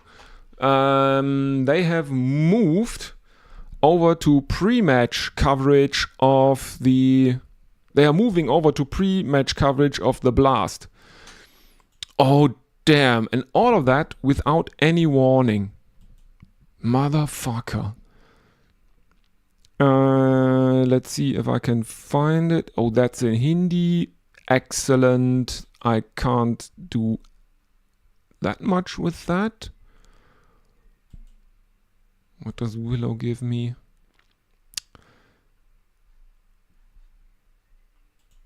I'm sorry. Give me just a minute. I need to find out how I can switch my stream back to the IPL and not the pre-match coverage of the Vitality Blast, which is the second time this has now happened to me. I will have a look at that and I'll be back in just a second.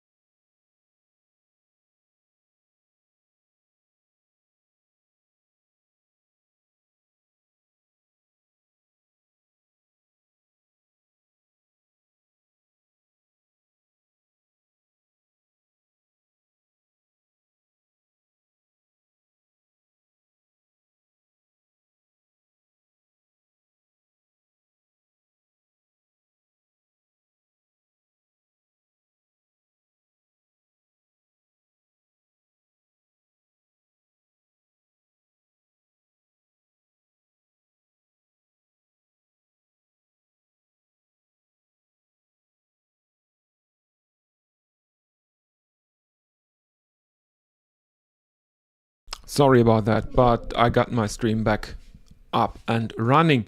So, who is bowling? Archer is given a second over after conceding 19 in his first over bowled. Now he starts with a dot ball and then a single to Shubman Gill. So Gujarat Titans move on to 32 without loss. 2.2 overs have been bowled. Sai Sudarshan is on 13 of 6. Gill is on 13 of 8. Target is 250, and we've just seen Josh Butler sitting in the Gujarat Titans dugout. He's padded up because he's scheduled to come in at number 3. And he looks a bit apprehensive, if not nervous. Sudarshan is taking his guard. In comes Jofra Archer. He bowls right arm around the wicket to the left-handed Sai Sudarshan. He nails the Yorker, and Sudarshan just gets his bat down in time. It's just in time as Archer threatens to break his toes, and he nutmegs himself with an inside edge. They run a single. Jitesh Sharma has no chance of stopping that. And that is another single to the total for the Gujarat Titans, 33 without loss. And let's see, we have short third man, or is that, yeah, it's short third man, all right. There is a slip in place. Archer pulls back the length again. It is there to be pulled by Shubman Gill, and it is pulled behind square leg for 4 runs. 37 without loss. Well, I think it is time. It is 6:30 now, so I guess it's time for one of St. Pauli's finest, Hamburg.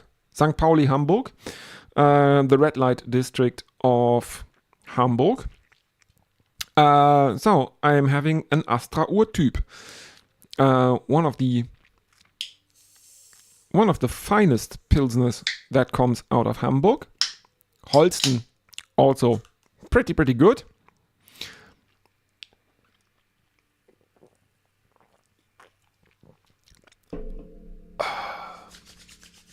They have excellent advertising, Astra.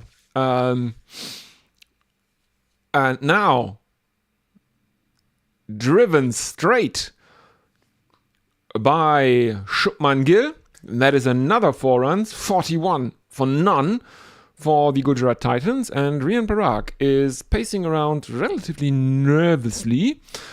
In comes Jofra Archer, and that one is an outside edge that goes to point. There is no run. End of the over. And the Gujarat Titans are 41 without loss.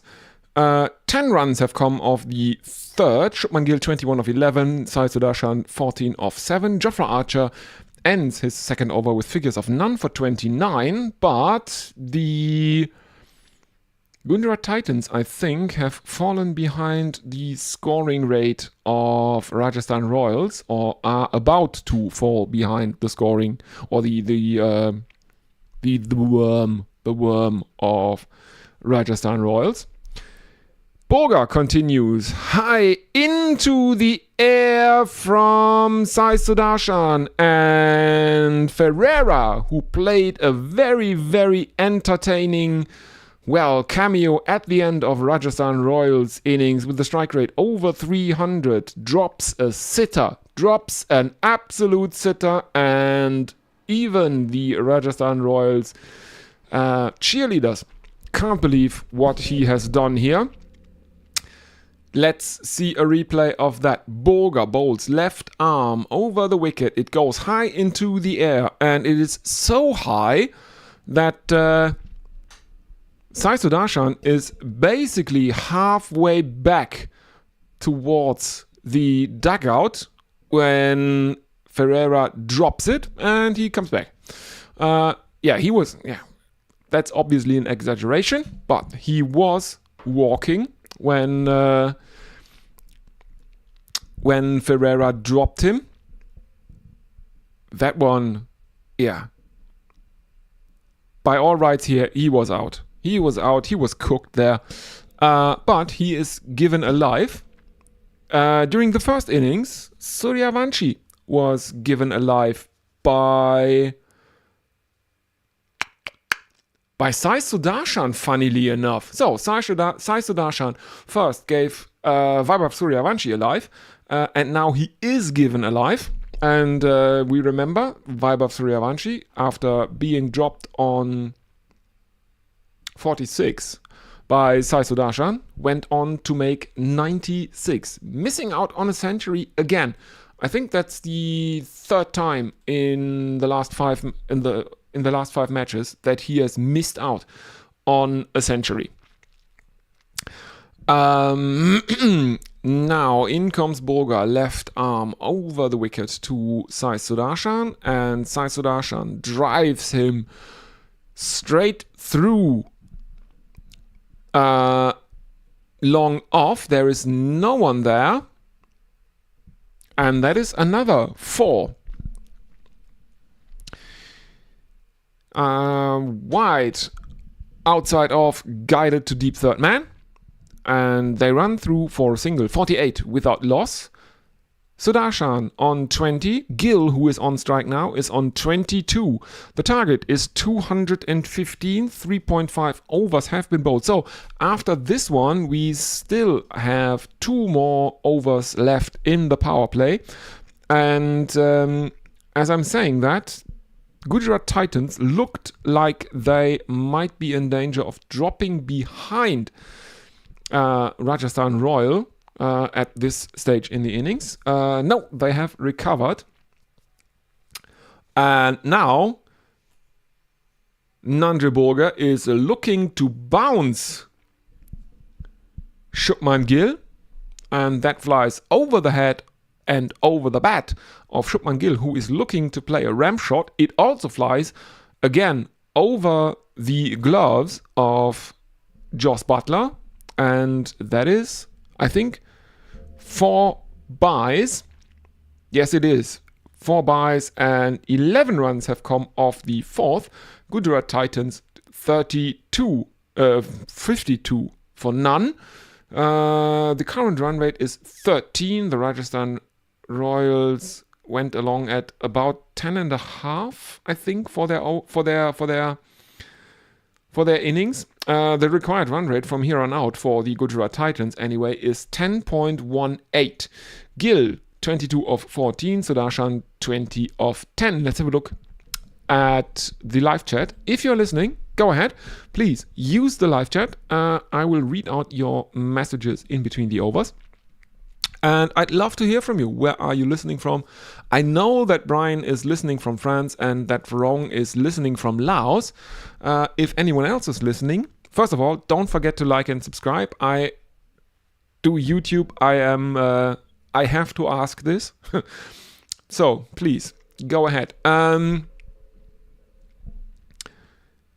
I think, has there been a review if that was a wide? It is given as 4 buys.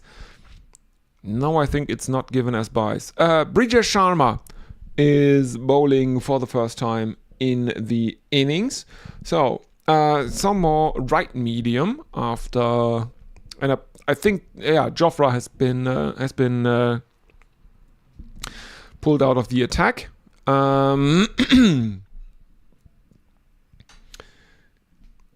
So 53, the current opening partnership for the Gujarat Titans. 53 without loss they are. 4.2 overs gone. And Sai Sudarshan is back on strike. In comes Brijesh Sharma. There's no more slip in place for him. And he lofts one over cover that goes into the boundary. 4 more runs. 57 without loss, the Gujarat Titans. And after kind of collapsing against Royal Challengers Bangalore in the first qualifier,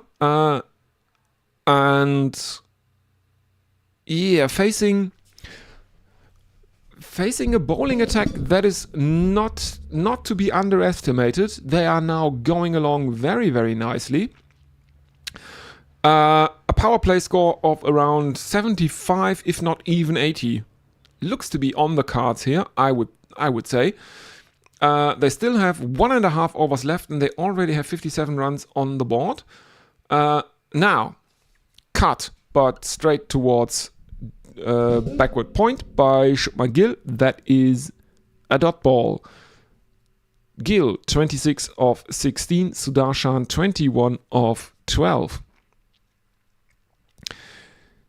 5 runs Brijesh Sharma has conceded thus far in his first over of the night. And in he comes again, right arm over the wicket, and Shubman Gill steps away to leg to give himself room, but can only cut it to point. And there is no run. That is Ravindra Jadeja, who is fielding at point apparently. And Jadeja, obviously one of the best fielders in world cricket, and certainly one of the best ones in the IPL. So yeah, that doesn't get by Jadeja, no problem for him.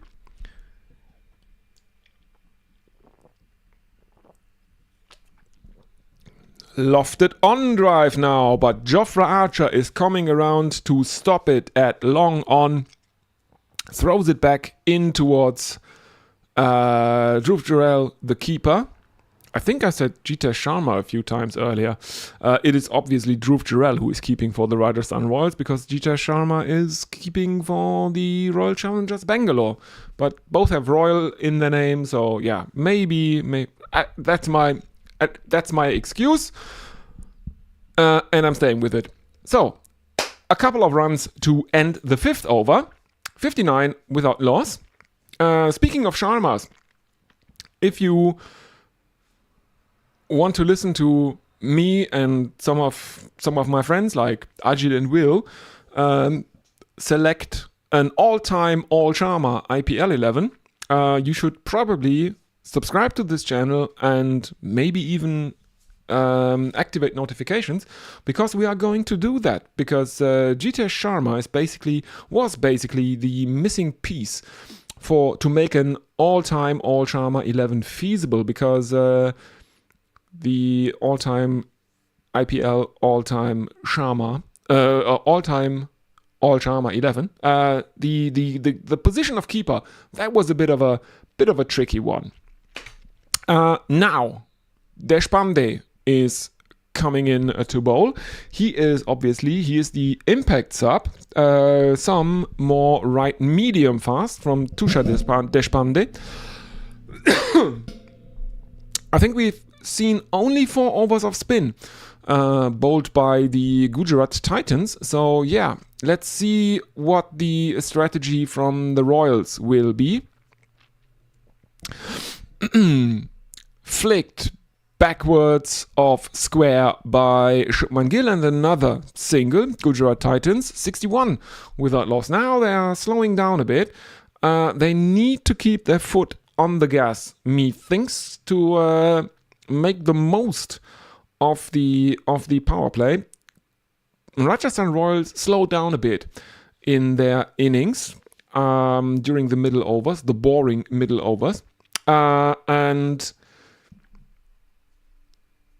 the Gujarat Titans have the chance here, or have an opportunity here, to get way ahead of them in the power play alone.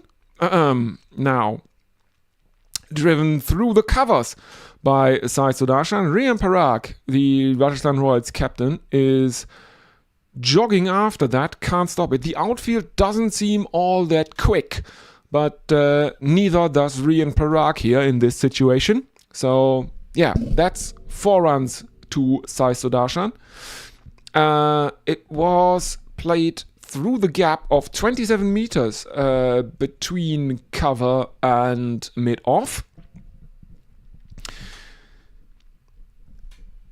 Let's have a look. Yeah, okay. Now Sai Sudarshan won't get the cap, the orange cap back. He is at the start of the innings he is around 124 runs behind Vaibhav Suryavanshi, who must have, he earned the orange cap during the eliminator against the Sunrisers Hyderabad. In comes Tushar Deshpande after consecutive 4s now from Sai Sudarshan. He produces a dot ball, and now Kumar Sangakkara is warming up. Let's put it that way. The emotional roller coaster that man went through during the last match of the final season for his team against the Mumbai Indians, that was amazing. The man suffered emotional whiplash. He unironically developed 1,000 yards there during parts of that match, and 1,000 yards there is obviously it's a phenomenon that is mostly, or that is named after something that combat veterans in the Second World War or the First World War developed, and it is associated with PTSD and what was in the First World War known as shell shock, stuff like that. So we have the first strategic timeout of the innings. End of the power play, and Gujarat Titans are 69 without loss. So runs-wise, they are basically exactly where Rajasthan Royals were after the power play, but they still have all 10 wickets in hand. So I will take a very, very short drinks break, and I'll be back with you in about 2 minutes. Don't go anywhere. See you in 2 minutes.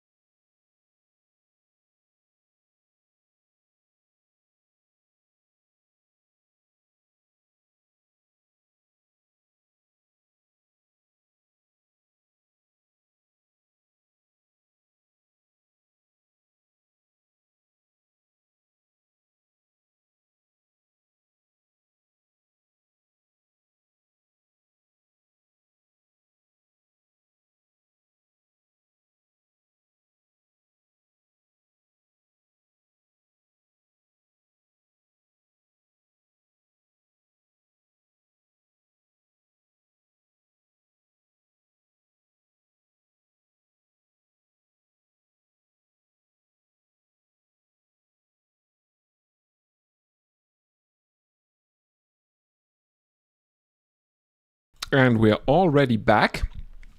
So yeah, good power play from Gujarat Titans. They are basically where Rajasthan Royals were at this stage of the match, and they haven't lost any wickets. Brijesh Sharma is brought back into the attack. He is bowling to Shubman Gill. In he comes, right arm over the wicket, driven through the covers, and Jofra Archer, poor guy, who is fielding at long off, is too far away to prevent the boundary. We see Vaibhav Suryavanshi. He's standing there. He's wearing his orange cap, but he has his arms crossed, and he is contemplating the possibility of not reaching the final after already throwing away a century earlier in the match. Not a good day for Vaibhav Suryavanshi. His orange cap is safe, I would say, though. Second place in the order is Sai Sudarshan, who is over 120 runs behind him. And so he would need to play a blinder here in this match and a blinder in the final against the Royal Challengers Bangalore to take it away from Vaibhav Suryavanshi. But, of course, that is not what you want, being reliant on other people's performance to retain the orange cap.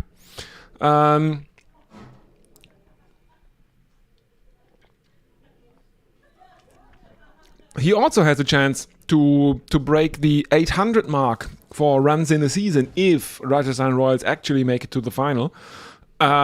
Which, that is probably the more positive scenario for Vaibhav Suryavanshi. And Brijesh Sharma is now bowling to the left-hander Sai Sudarshan, who cuts him out towards a deep point. They run another single, so 4 dot ball and then 2 singles thus far in the over. And I think they are still ahead of the Rajasthan Royals, who also slowed down a bit at this stage.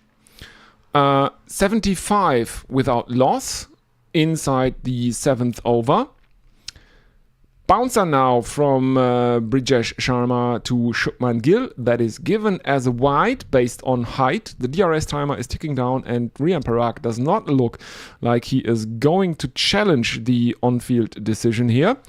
And that means there are still 2 more deliveries remaining.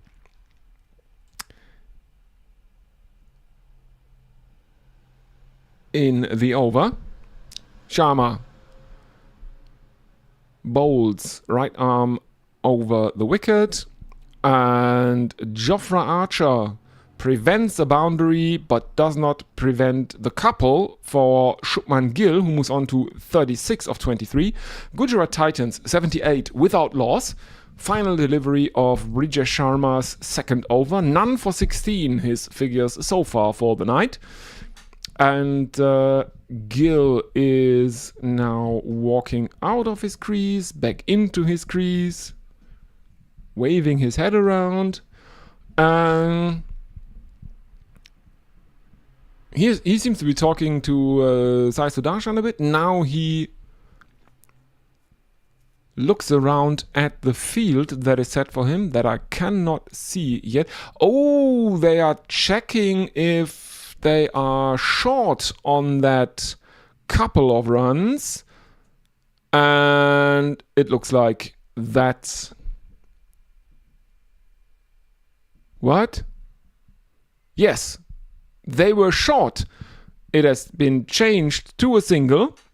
Brijesh Sharma coming in, right arm over the wicket, wide down the arse to Shubman Gill, another wide. So yeah, now we are seeing replays, and it is Shubman Gill who is indeed... No, it's Sai Sudarshan who is indeed short. Sai Sudarshan at the striker's end did not get anything off the bat behind the line, and that is short. So, full toss now from Brijesh Sharma that is smacked back towards long off. And that is another single for Shubman Gill, who was on to 36 of 24. Gujarat Titans, after 7 overs, are 79 without loss. The current run rate is 11.28. The required run rate is 10.46. 10 runs have come off the 7th over. They need 136 from 78. The worms on the worm graphic, the worms are neck and neck.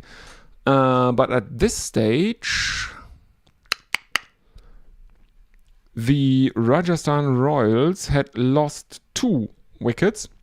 We are now in the phase of the innings where the Rajasthan Royals had that awesome partnership between Jadeja and Suryavanshi. Let's have a look. Now we have spin. Yashraj Punja is going to bowl some leg breaks. He is bowling to the right-hander Shubman Gill. In he comes, right arm over the wicket and slapped square by Shubman Gill. There is a fielder at deep backward point, and they only run the single. That brings up the 80 for Gujarat Titans. 7.1 overs have been bowled. Sai Sudarshan, who is now on strike, is on 31 of 18. Shubman Gill, 37 of 25. The target remains 215. No surprises there. Panju at the top of his mark. Sai Sudarshan is looking around at the field. He is now taking his guard. And Panju stays right arm over the wicket and slapped over cover by Sai Sudarshan. 84 for no loss. Will Gujarat Titans be able to get ahead of Rajasthan Royals? There is Rian Parag. At this stage, I think Jadoo had retired hurt, and in the 10th over, Rian Parag, the captain for the Rajasthan Royals, fell as Sai Sudarshan plays another 4, this time squarer, but 4 runs are 4 runs. Yeah, they slowed down a bit. Then they lost 3 wickets in relatively quick succession, the Rajasthan Royals. And then they started to accelerate a bit again. And in the end, there was that awesome display of Donovan Ferreira, who has not had a good day in the field, though. He dropped Sai Sudarshan, who in turn dropped Vaibhav Suryavanshi in the first innings. So that is quite interesting. A single, 2 consecutive 4s, and another single now from the over, and that brings Captain Shubman Gill back and onto strike. His strike rate of spin is marginally better than his strike rate against pace in this year's IPL. Square drive from Shubman Gill, and that is another couple of runs, because I think that's Jadeja in the deep who is fielding that one. And that brings up 90 for the Gujarat Titans, 91 without loss. Rian Parag doing the double teapot And final delivery of the first over of spin in the Rajasthan Royals bowling innings. Gill is on strike and he plays it out to Riyan Parag, who is fielding at cover, and there is no run. So 12 runs of the eighth. Gujarat Titans 91 without loss, need 124 from 72. The current run rate has climbed a bit again. It is 11.73. The required run rate is 10.33.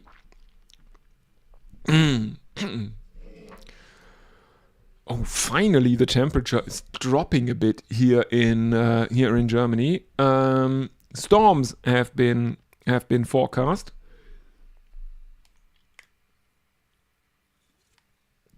Thunderstorms,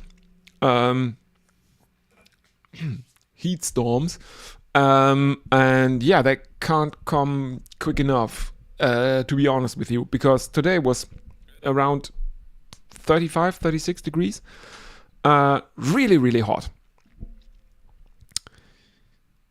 So, Sudarshan is scoring a bit quicker than Shubman Gill, who has faced more deliveries, but Sudarshan is still ahead of him by 1 run. Kumar Sangakkara is now turning into a caricature of himself in the dugout. He's sitting there and he's chewing his gum and his head is rocking around like one of those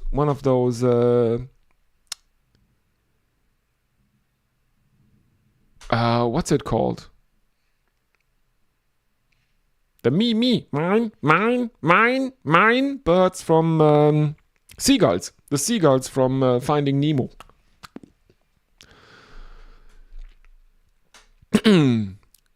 Tushar Deshpande is given a second over, and that is a single to Sai Sudarshan, bringing Captain Shubman Gill back onto strike. And Riyan Parag is not happy with the field setting, and he is prancing, walking around like a dad. What are you doing? Come on now. And Gujarat Titans are 92 without loss after 8.1 overs. In comes Tushar Deshpande, right arm over the wicket to Shubman Gill, who hooks him for 6 behind square on the leg side. Behind deep square leg, and that is 6 more runs to the total, 98 without loss. And yeah, Kumar Sangakkara is really, really abusing that kind of that piece of gum in his mouth,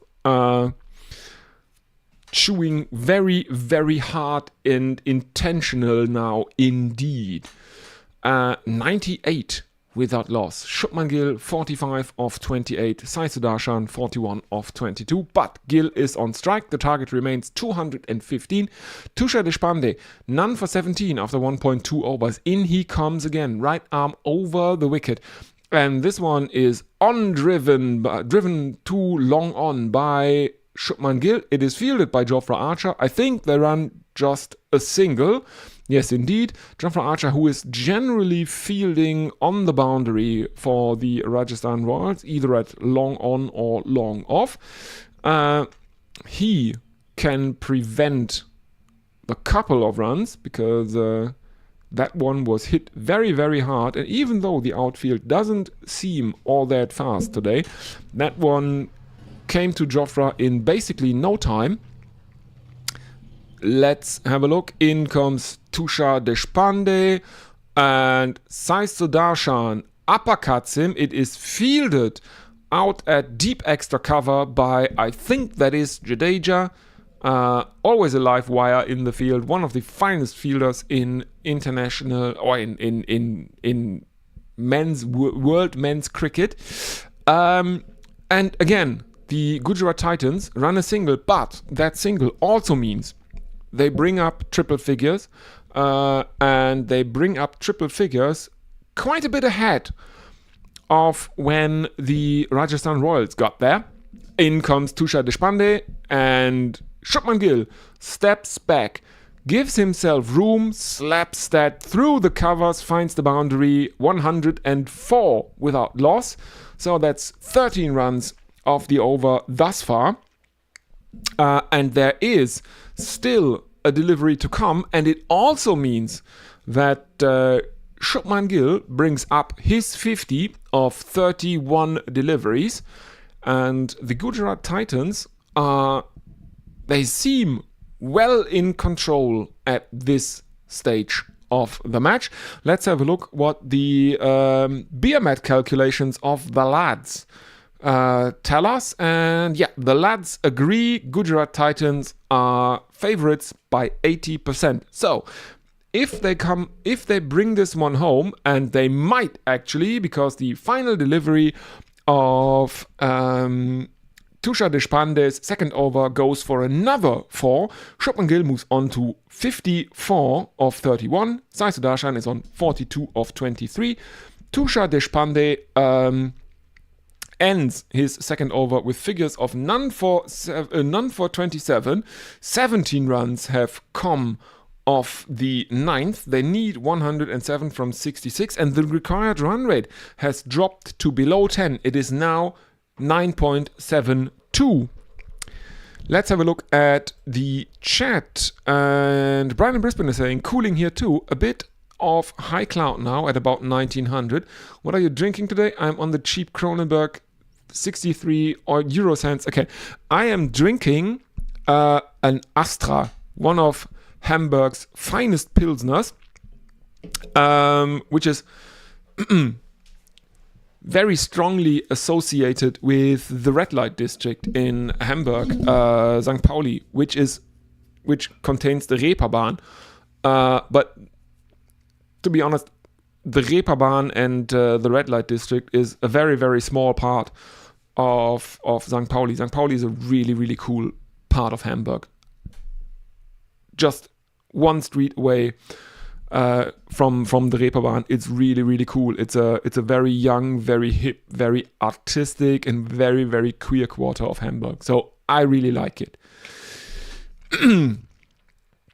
So spin again, but this time from Jadeja, who bowls left arm around the wicket. A single first up for Sai Sudarshan, and then he is hammered for 6 by Shubman Gill, who once again lifts him over cover, but this time there is a sweeper that is Donovan Ferreira, who is fielding out there near the boundary, and he gets to it. He can prevent the boundary. I think they have just run a single. Yes, indeed they have. 116 without loss, and Sai Sudarshan is back on strike. 43 of 24 for him.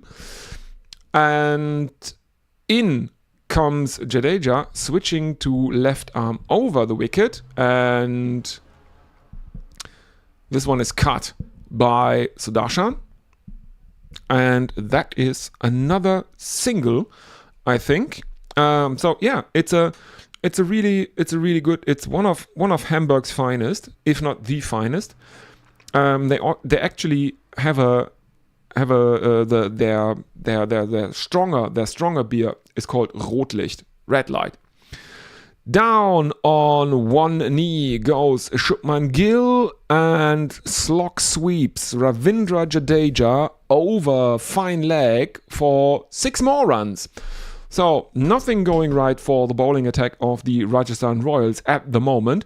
15 fours, 3 sixes in the innings for the Gujarat Titans up to this point. But they are well ahead of where Rajasthan Royals were at this stage. And Shubman Gill looks to be in fine nick. That's all I can say about that one. And this year, he has scored at almost the same run rate or same strike rate against spin and pace, which is obviously that is amazing. Around 100 and what was it? 55 against pace and 59 against spin, something like that. So he scores around 160. And final delivery from Jadeja's first over goes for another boundary, this time for a 4. So Ravindra Jadeja has conceded 19 runs off his first over, the 10th that was. Gujarat Titans are 127 without loss, way ahead of the run rate at the moment. They are currently going at 12.7. The required run rate has now dropped below 9. It is 8.8. So, but more to the Astra point, they have amazing ads. And I will, after this match, I will look up some of the ads and I will post them on this channel. You can post here on YouTube, can make written posts, and I will post some of the advertisements. I think one of the Rotlicht or red light for the strong beer was it's a picture of two bouncers having bottles or Stubis of Astra Rotlicht in hand, and the copy is animal tested, an Tieren getestet, because people like that we call animals in German. So we continue with spin, and this time it is Sai Sudarshan who goes on to his 50 because he lifts Yashra Punja over cover for 6 runs, and that brings up his 50. Follows it up with the single to bring his captain back onto strike, Shubman Gill, who seems to be in fine nick at this on this evening, and Rajasthan Royals are seeing their chances to enter the final go down the river.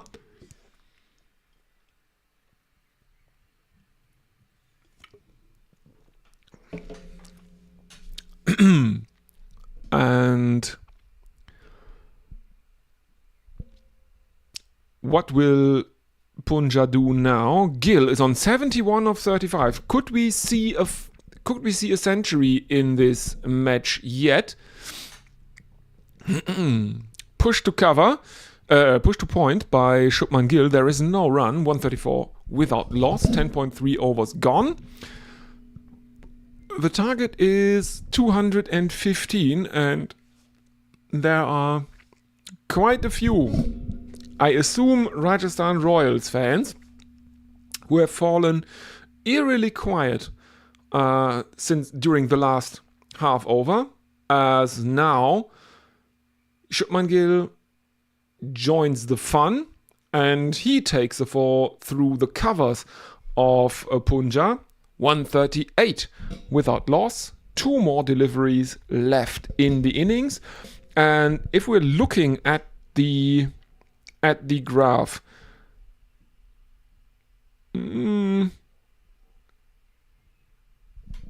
Gujarat Titans are 30 to 35 runs ahead of where Rajasthan Royals were at this stage in their innings. That is not an exaggeration. As Shubman Gill lofts Punja again over cover, it bounces just inside the rope, and in the replay we can see Jofra Archer trotting in from a long off, but there is no chance that he reaches that. Now Gill hacks him towards cow corner, and there are 2 fielders out in the deep converging, and they run a couple despite the fielders. Rian Parag is taking control of the ball now. He is looking defeated. I have to say. 17 runs have come off the 11th. Gujarat Titans are 144 without loss. The current run rate is 13.09 and Rajasthan Royals are 7.88. Let's have a look at the chat. Should be 36 cents again. Thanks for the Pauli insights. Might be on our next motorhome trip. Need to wait for our Schengen reset. Yeah. No. St. Pauli is really, really cool. There are theaters just on the streets parallel to the Reeperbahn. Don't go to the Reeperbahn. Definitely not at night, because it's all stag do's and drunk people and shit like that. And there's a lot of chaos and there's a lot of violence and stuff like that. But behind that, away from the Elbe,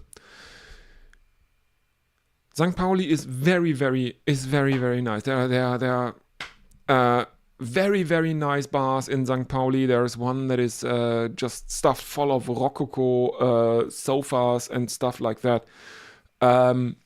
Really nice. It's really nice in St. Pauli. There is one of the greatest German football clubs, FC St. Pauli. They're playing at the Millantor. They are a very, very left-leaning anti-fascist club. On their stands, where others have, I don't know, the name of the club, it says kein Fußball den Faschisten, no football for fascists. So they are really, really cool. And if St. Pauli play and they win, it's a street party. Everyone is coming out, and there are, because Hamburg is a port. There's a lot of people from all around the world living in Hamburg, from all different backgrounds, and everyone brought their food with them. And when St. Pauli wins, there is a party in the streets, and everyone there's every restaurant and takeaway and stuff like that. They bring their kitchen out into the streets, and you can eat out in the streets. You can watch the people cook stuff.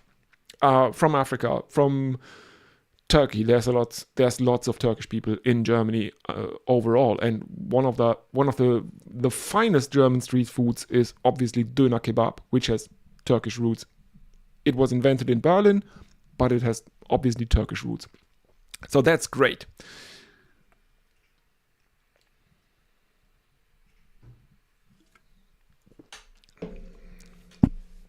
So, Burger is continuing. Not much happening. There is a couple of singles. Then there's a wide given on the field. Have they reviewed that? No, I don't think they have. It is 147 without loss for the Gujarat Titans, who look to be cruising home. Now there is a misfield by, I think that is the captain, Rian Parag, who is stationed at cover. And Sudarshan plays it very, very hard towards him, drives it very, very hard towards him. And Rian Parag can't hold on to it. And Jofra Archer has to come in and clean up the mess his captain made. The Gujarat Titans run through for a single, bringing Gill back onto strike, who's on 82 of 40. In comes Nandre Bolga. He's bowling left arm around the wicket, and that looks relatively wide outside the off stump. This time it is not given as a wide by the on-field umpire. Shubman Gill is not looking like he is going to review that, and I think that is generally a good idea, because that one was really, really borderline. We are now seeing Donovan Ferreira, who dropped Sai Sudarshan earlier in the innings. He had to run quite a while, but quite a way, but the ball was in the air for a very, very long time, clipped off the legs by Shubman Gill. It flies over the infield, finds the boundary, and that is another 4 runs, and that brings up the 150. for the Gujarat Titans. 152 without loss, as we are seeing replays. Yeah, that one was in the slot from Nandre Borga, and I don't think you really want to bowl in the slot to a batsman that looks in the zone as much as Shubman Gill does. Cross-batted shot through mid-wicket now, and that is another boundary to end the over. 156 without loss, 12 overs gone. And if you take the rule of thumb that you double the score after 12 overs, Gujarat Titans are well home in this one. They still have 10 wickets in hand. They can also still substitute someone in. That is something that you need to keep in mind. Rajasthan Royal subbed out Yashasvi Jaiswal and subbed in Tushar Deshpande, who has up until this point not given them what they probably wanted from an impact sub. Brijesh Sharma is given a third over, and he comes in right arm around the wicket, and Sai Sudarshan does not give a shit, drives him through the covers, 4 runs, 160 up for the Gujarat Titans, who are now looking to be in control as much as you can be in control. They might actually ace this chase after playing a very weird kind of innings in the first qualifier. Slapped straight to deep point by Sai Sudarshan. They are going through for a single. And that is 161 without loss. And there are a lot of long faces in the dugout for the Rajasthan Royals, because this partnership is now 161 unbroken off 79 deliveries. I might add, Shubman Gill is on 90, so we might actually see a century in this match. In comes Brijesh Sharma, and that one is pulled by Shubman Gill for 4 more runs, 165 without loss. And the camera is not showing as much of Kumar Sangakkara as it did during the match against the Mumbai Indians on the final day of the group stage, when he had basically he developed PTSD during that match.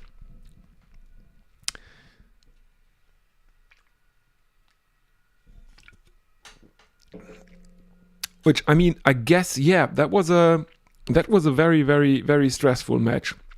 Somewhere around the, I think the 13th or 14th over, I think he had something akin to 1,000 yards there, which is PTSD kind of stuff. So anyway,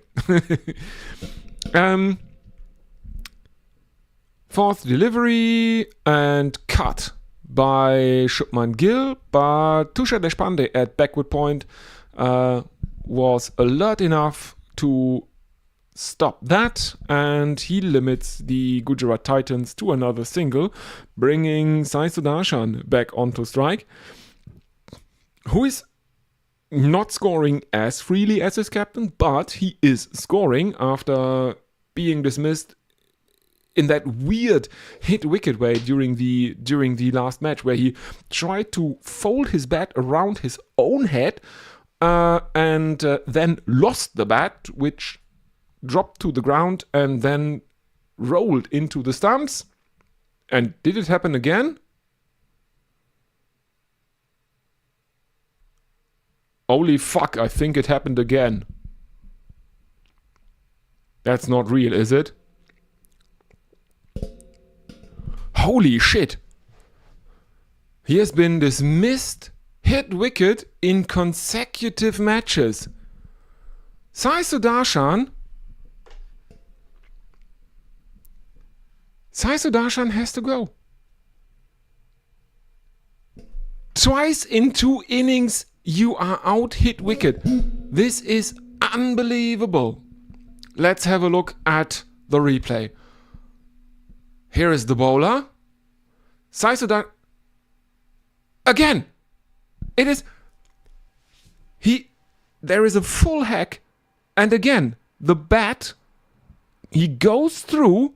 He takes the bottom hand off the handle. Up goes the bat. At the highest point of the swing, he loses hold of the bat. And this time it goes straight into the wicket. Sai Sudarshan hit wicket in 2 consecutive or post-season games. Not knockout games. The first one wasn't a knockout game, technically. But this is unbelievable.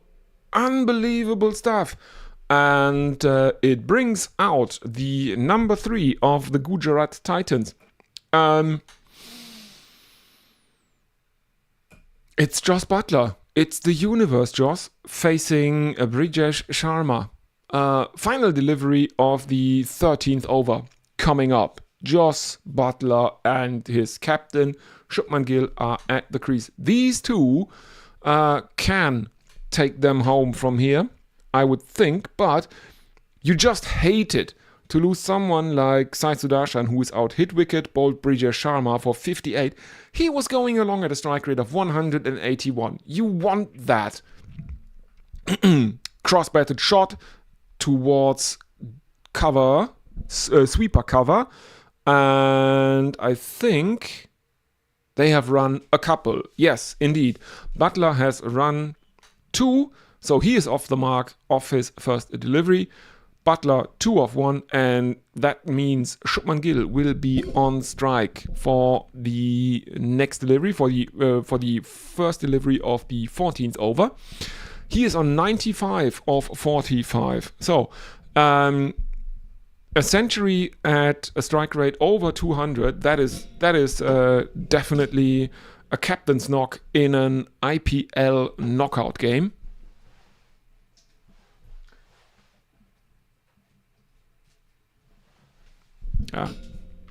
Make the light a bit softer.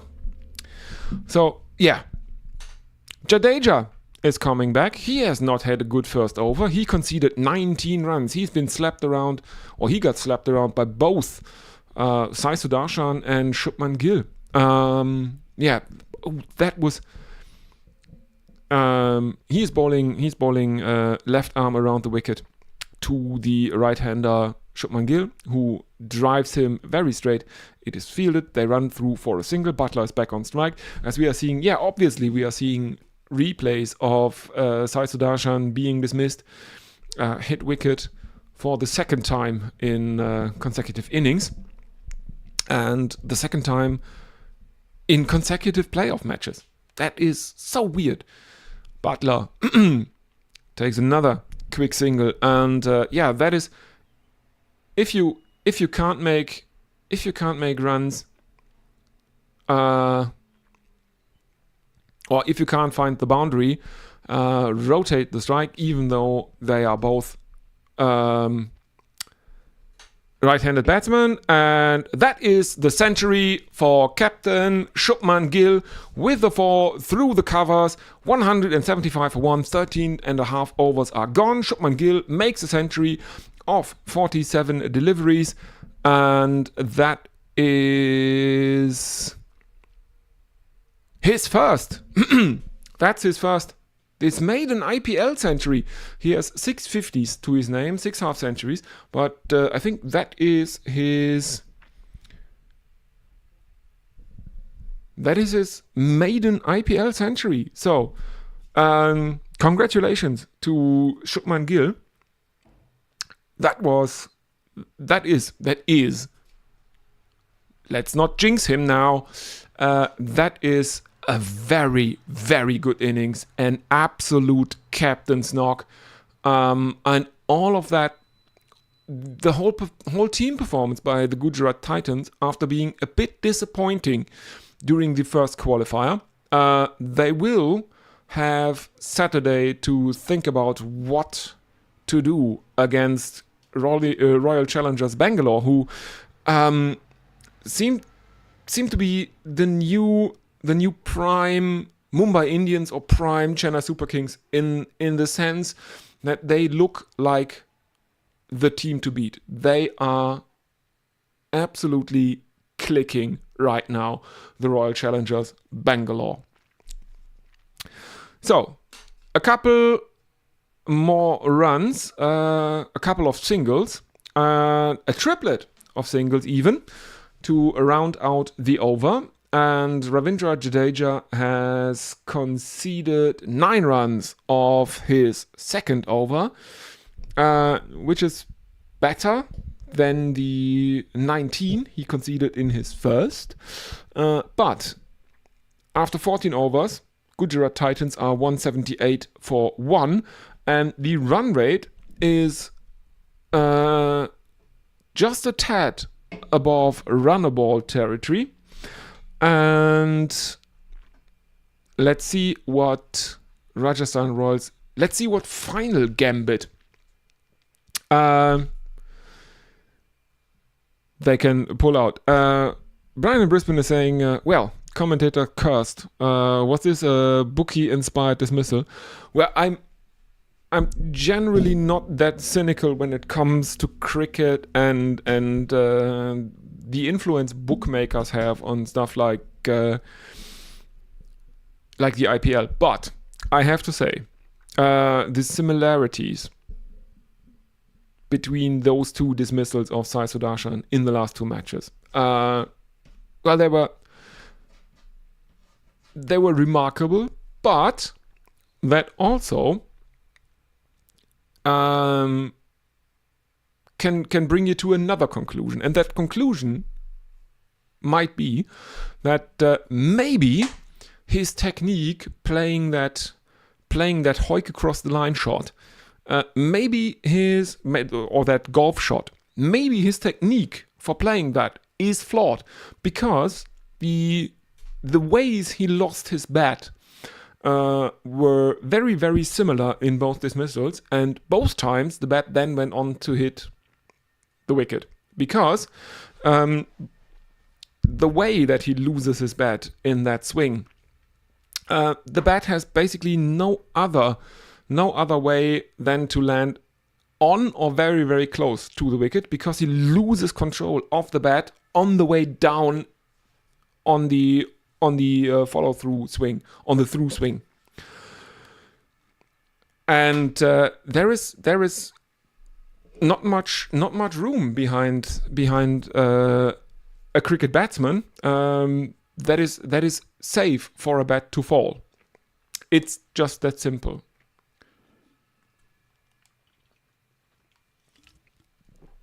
So I choose to give him the benefit of the doubt, and I don't say that is that he's put, I don't know, his year's IPL salary on Poly Market on a bet that says he will be dismissed twice in consecutive innings, hit wicket in the playoffs. Nonetheless, make it a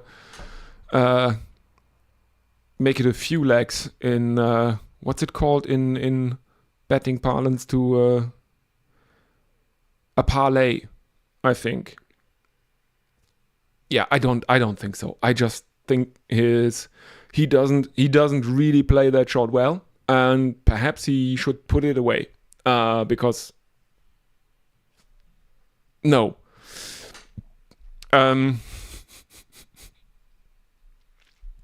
Well, Archer is back, and Archer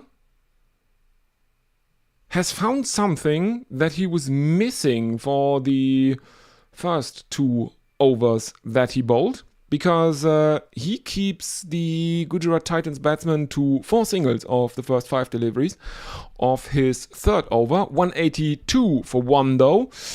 They need 33 runs from 31 deliveries, which is very, very achievable.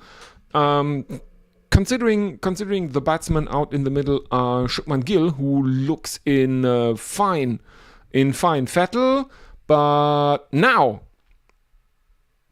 what is going on? He has been given out on 104 of 52.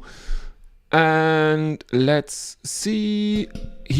Archer wraps him on the pad. Will he review that? Gill misses a flick. No, he is walking off. Gill misses a flick. Archer hits him on the pad. Archer runs through his follow-through, celebra peeling. Now Gill is walking off. They need 33 of 30 and they are 182 for 2 after 15. And that looks like the opportunity to take the timeout. Yes, indeed, they have taken the timeout. Please forgive me for taking a very, very short comfort break. I will be with you in about 2 minutes time. Don't go anywhere to find out who will face Royal Challengers Bangalore in the final on Sunday. See you in a bit.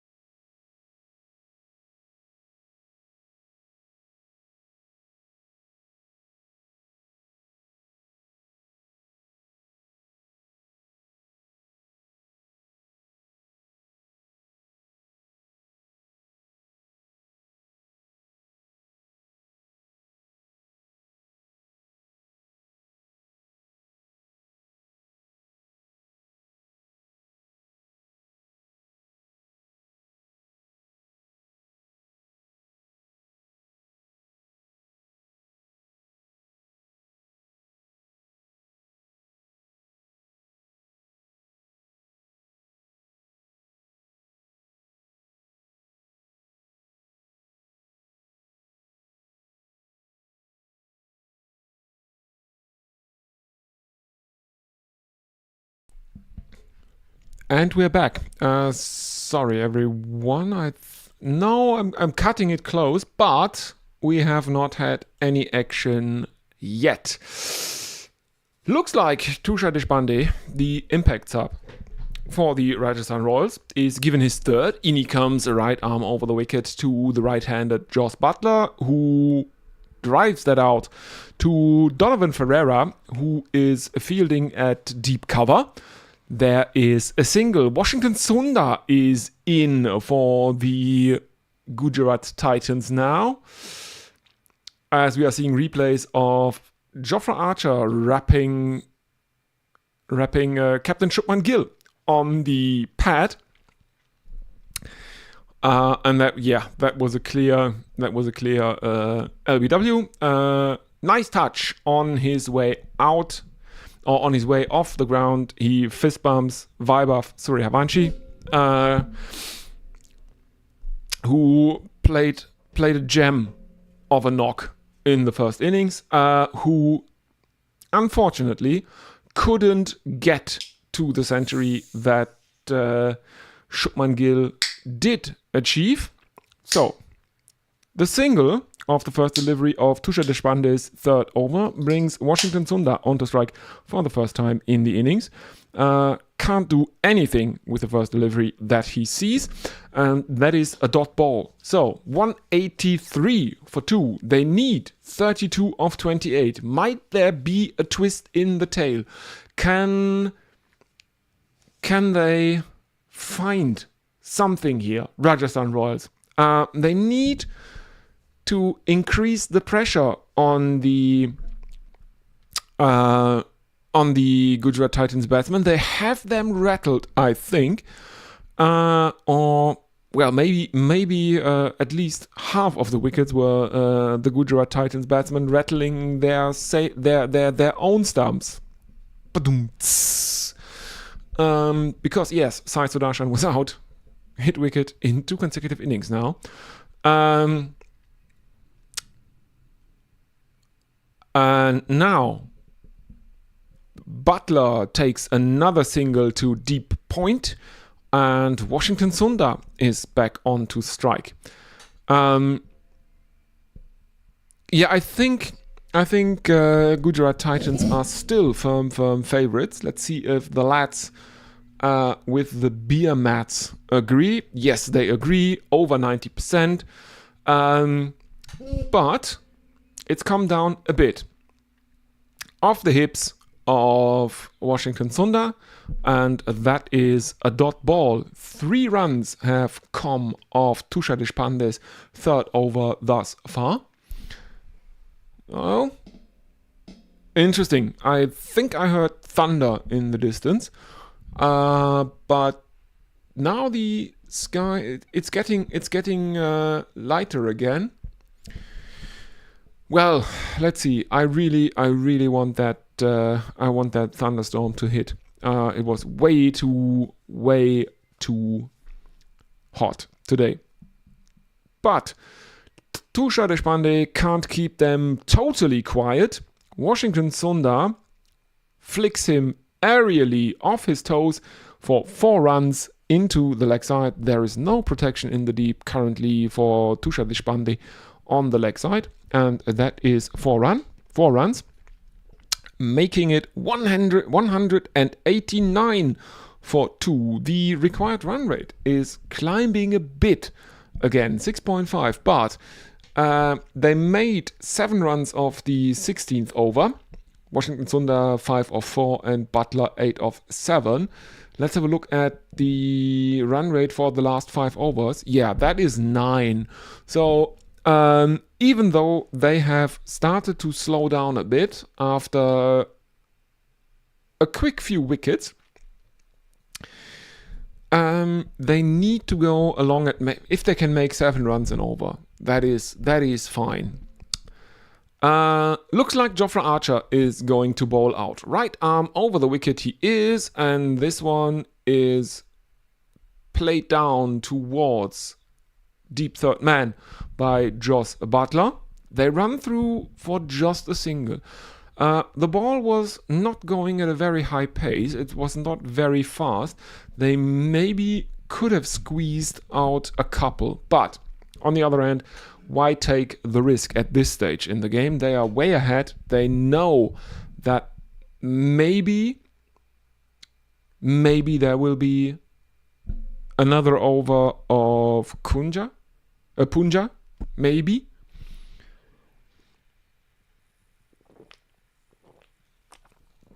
Someone they can target. Just get through this final over of Archer for the night and see it from there.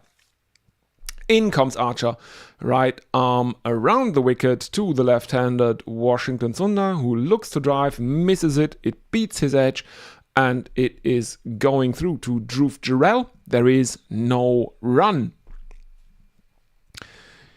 We are in the territory of a single boundary per over. That is all the Gujarat Titans need now. I'm saying, and yeah, I mean that's basically that's just 3 more boundaries after, or 4 more boundaries, and there is the boundary that the Gujarat Titans need. Washington Sundar lifts Jofra Archer over the cover fielder inside the ring, and there is no one behind that cover fielder to protect the boundary, no sweeper cover or something like that, and that is 1 bounce 4, and Gujarat Titans are 194 for 2. In comes Jofra Archer again, right arm around the wicket, and Jofra Archer is Washington Sundar is playing basically the same lofted cover drive shot that he played to the last delivery, and this time he gets a full hold of it and it goes all the way, and that means that the Gujarat Titans bring up their 200. There are still 3 overs and 2 deliveries left, and they need 15 more runs. Jofra nails the Yorker, and Sundar gets his bat down just in time to protect his toes and plays it out too long on. There is a single, 201 for 2. The target still 215, and the run rate is now way below 6. They need 14 runs. They have 19 deliveries left in the innings. And some of the Gujarat Titans fans are still looking a bit skeptical if their team can do it. Bouncer from Jofra Archer, and Butler leans back, wants nothing to do with that. Dot ball to end the 17th over. 12 runs have come off the 17th. They need 14 more from 18. The Gujarat Titans are 201 for 2. 11.82 is the current run rate, and the required run rate has come down to 4.66. Josh Butler 9 of 9. Washington Sundar 16 of 8. Archer ends his day with figures of 1 for 45.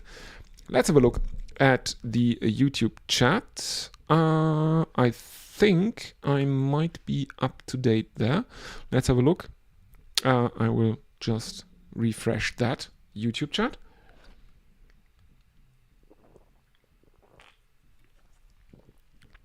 Yeah, looks like I'm good. Anyway.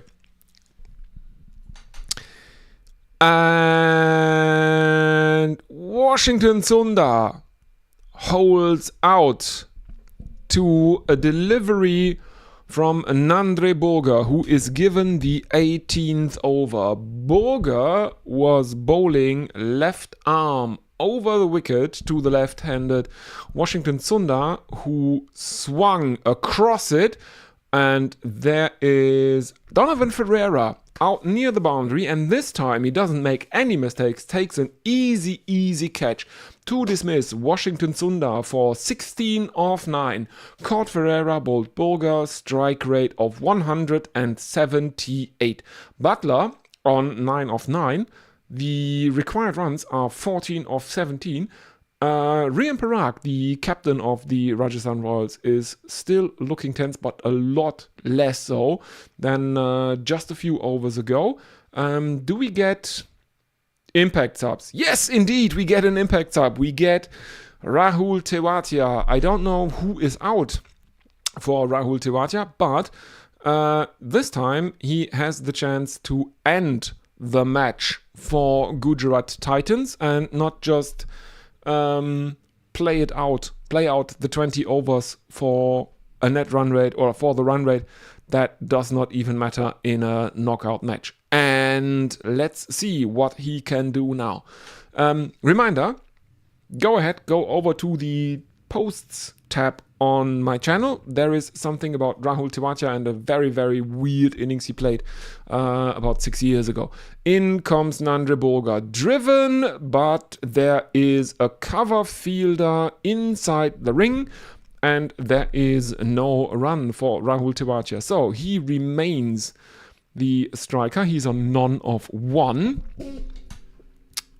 And let us see. Tewatia is a weird kind of finisher. He tends to not go from ball one, as he does here. Again, this is kind of defended back towards cover, playing an inside-out defense if you want, and there is no run. I don't know. Let me know what would you like your finisher to be as a kind of player. So building pressure on himself by slowing down an innings early on in his innings, or do you want it to be something like Dinesh Karthik, who played that monstrous rescue operation in the Nidahas Trophy final? That one, you know which Nidahas Trophy I'm talking about. The one against Bangladesh that earned him the nickname Snake Charmer.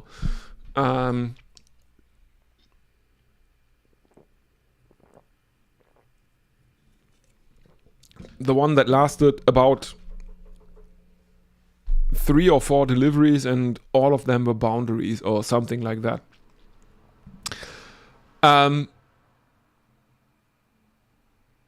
In comes Bulga again, and this time it is a wide given on height, but they needed 14 of 19, and Rahul Tewatia has now played out 3 dot balls. Rajasthan Royals are reviewing the white call on height. Should they be successful with that review, Tewatia will have faced 4 consecutive dot balls after coming in, and yeah, that is a weird kind of finisher. I admit that innings I was talking about, that is basically exactly what happened. Tewatia came in, he slowed down the run rate for a bit and looked like he was playing a match-losing knock. And then he ended up with a half century and the match-winning innings. For at the time, I think he was, funnily enough, ironically, at this stage, Rajasthan Royals. So I think I remember that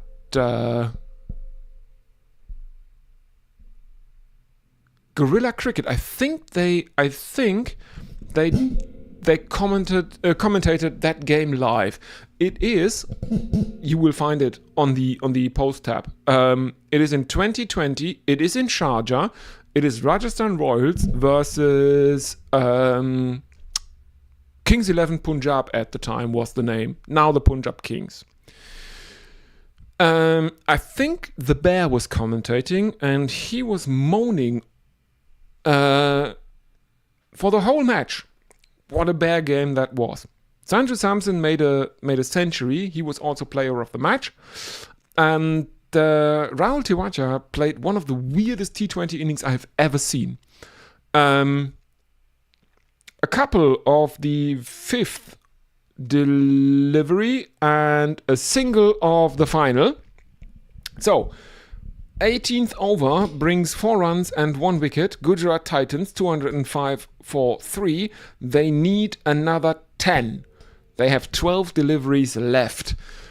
And Tewatia will be on strike for the start of the 19th over. And Captain Rian Parag of the Rajasthan Royals is not sure he will go to the final. Let's see who he will bring on. Who has overs left? As we are seeing Sandeep Sharma in the dugout for the Rajasthan Royals. Haven't seen anything of him in the playoffs. So weird. But yeah, I think the Bear was moaning the whole match that it was a Bear game. And up until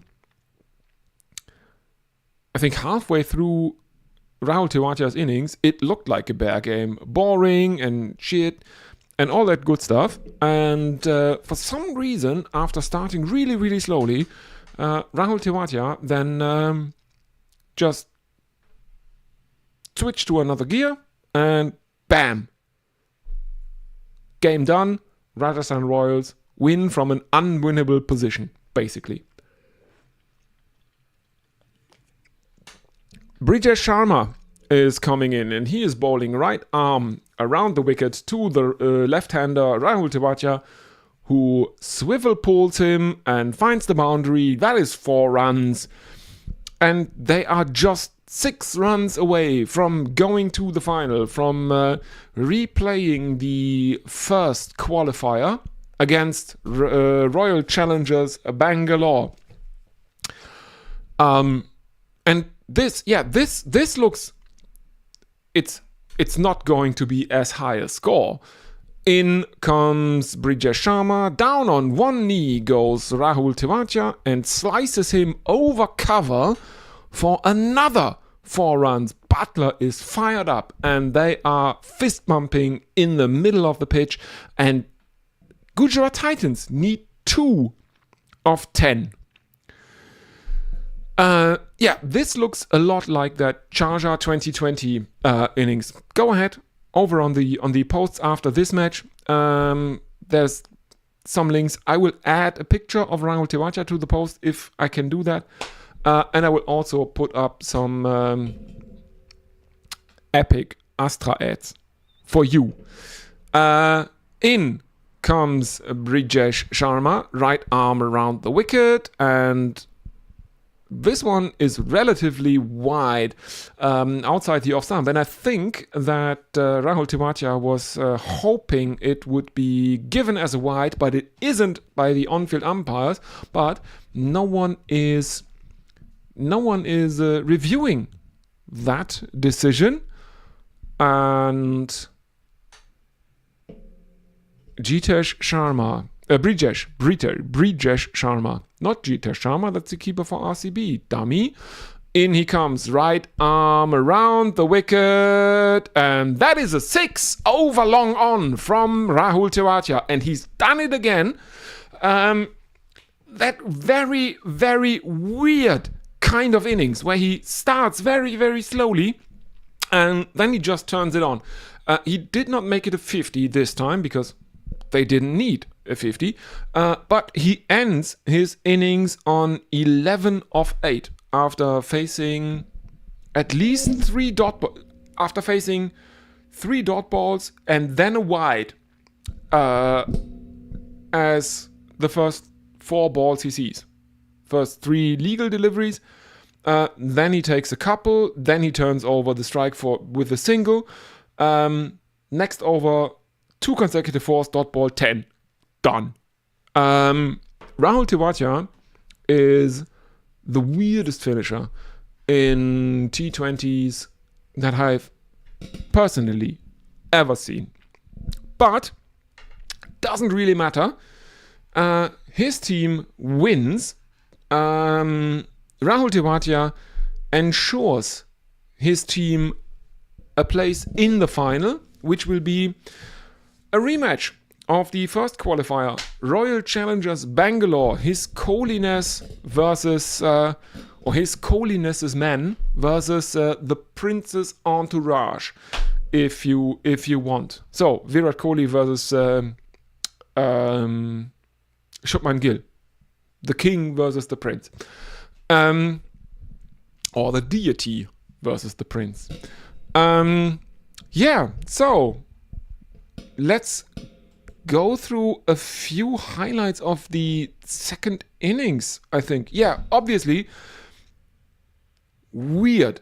What a weird coincidence. Sai Sudarshan is dismissed hit wicket in consecutive innings. He made 58 this time. Last time against Royal Challengers Bangalore, it wasn't that much. And the weird thing about being dismissed hit wicket in this case is that he was dismissed hit wicket in basically the same way, in 2 consecutive playoff innings in the IPL. Captain Shubman Gill wasn't deterred that much. He made a century of 104. Jos Buttler remained not out, and Washington Sundar, maybe it's not the most glorious innings, but he made a 16 of 9 at a strike rate of 177. And weirdest of all, Rahul Tewatia plays another of those finisher innings that just look so weird. Because it's not a classic finisher innings. It's not, okay, I'm coming in, I'm going off from ball 1. No. Rahul Tewatia got his eye in, didn't do much for the first 4 legal deliveries he faced, and then ram bam, thank you ma'am, it's done in boundaries. And a couple of runs. There's one run, there's 2 runs, that's the couple, that he actually had to move his feet for, and then it's 2 4s and a 6, and done. And there was also another dot ball in between the 2 4s and the 6. So, yeah, weird. Not much to write home about for the Rajasthan Royals bowlers. Archer, Burger, and Sharma, the only ones to take any wickets. Each of them got 1. And yeah, Gujarat Titans go through to the final and will face Royal Challengers Bangalore in a replay of Qualifier 1, which was also between these 2 teams. That will be on Sunday at the Modi Dome, and you will be able to listen to that one on this channel. So, please, if you listen to this, if you are still listening to this, I should say, and if you are not subscribed, please consider liking and subscribing. And if you want to listen to the IPL final, I have already scheduled that one. So you can activate the notifications for the final. That will be on Sunday. I will start, the stream will go live about half an hour before the first ball is bowled. So that is just run up or pre-match stuff, because YouTube has been pretty bad with notifications lately. Takes some time. Sometimes I know that I get notifications for live streams about about 15 minutes after the streams go live. So I have set an intro timer of about 20 minutes, so that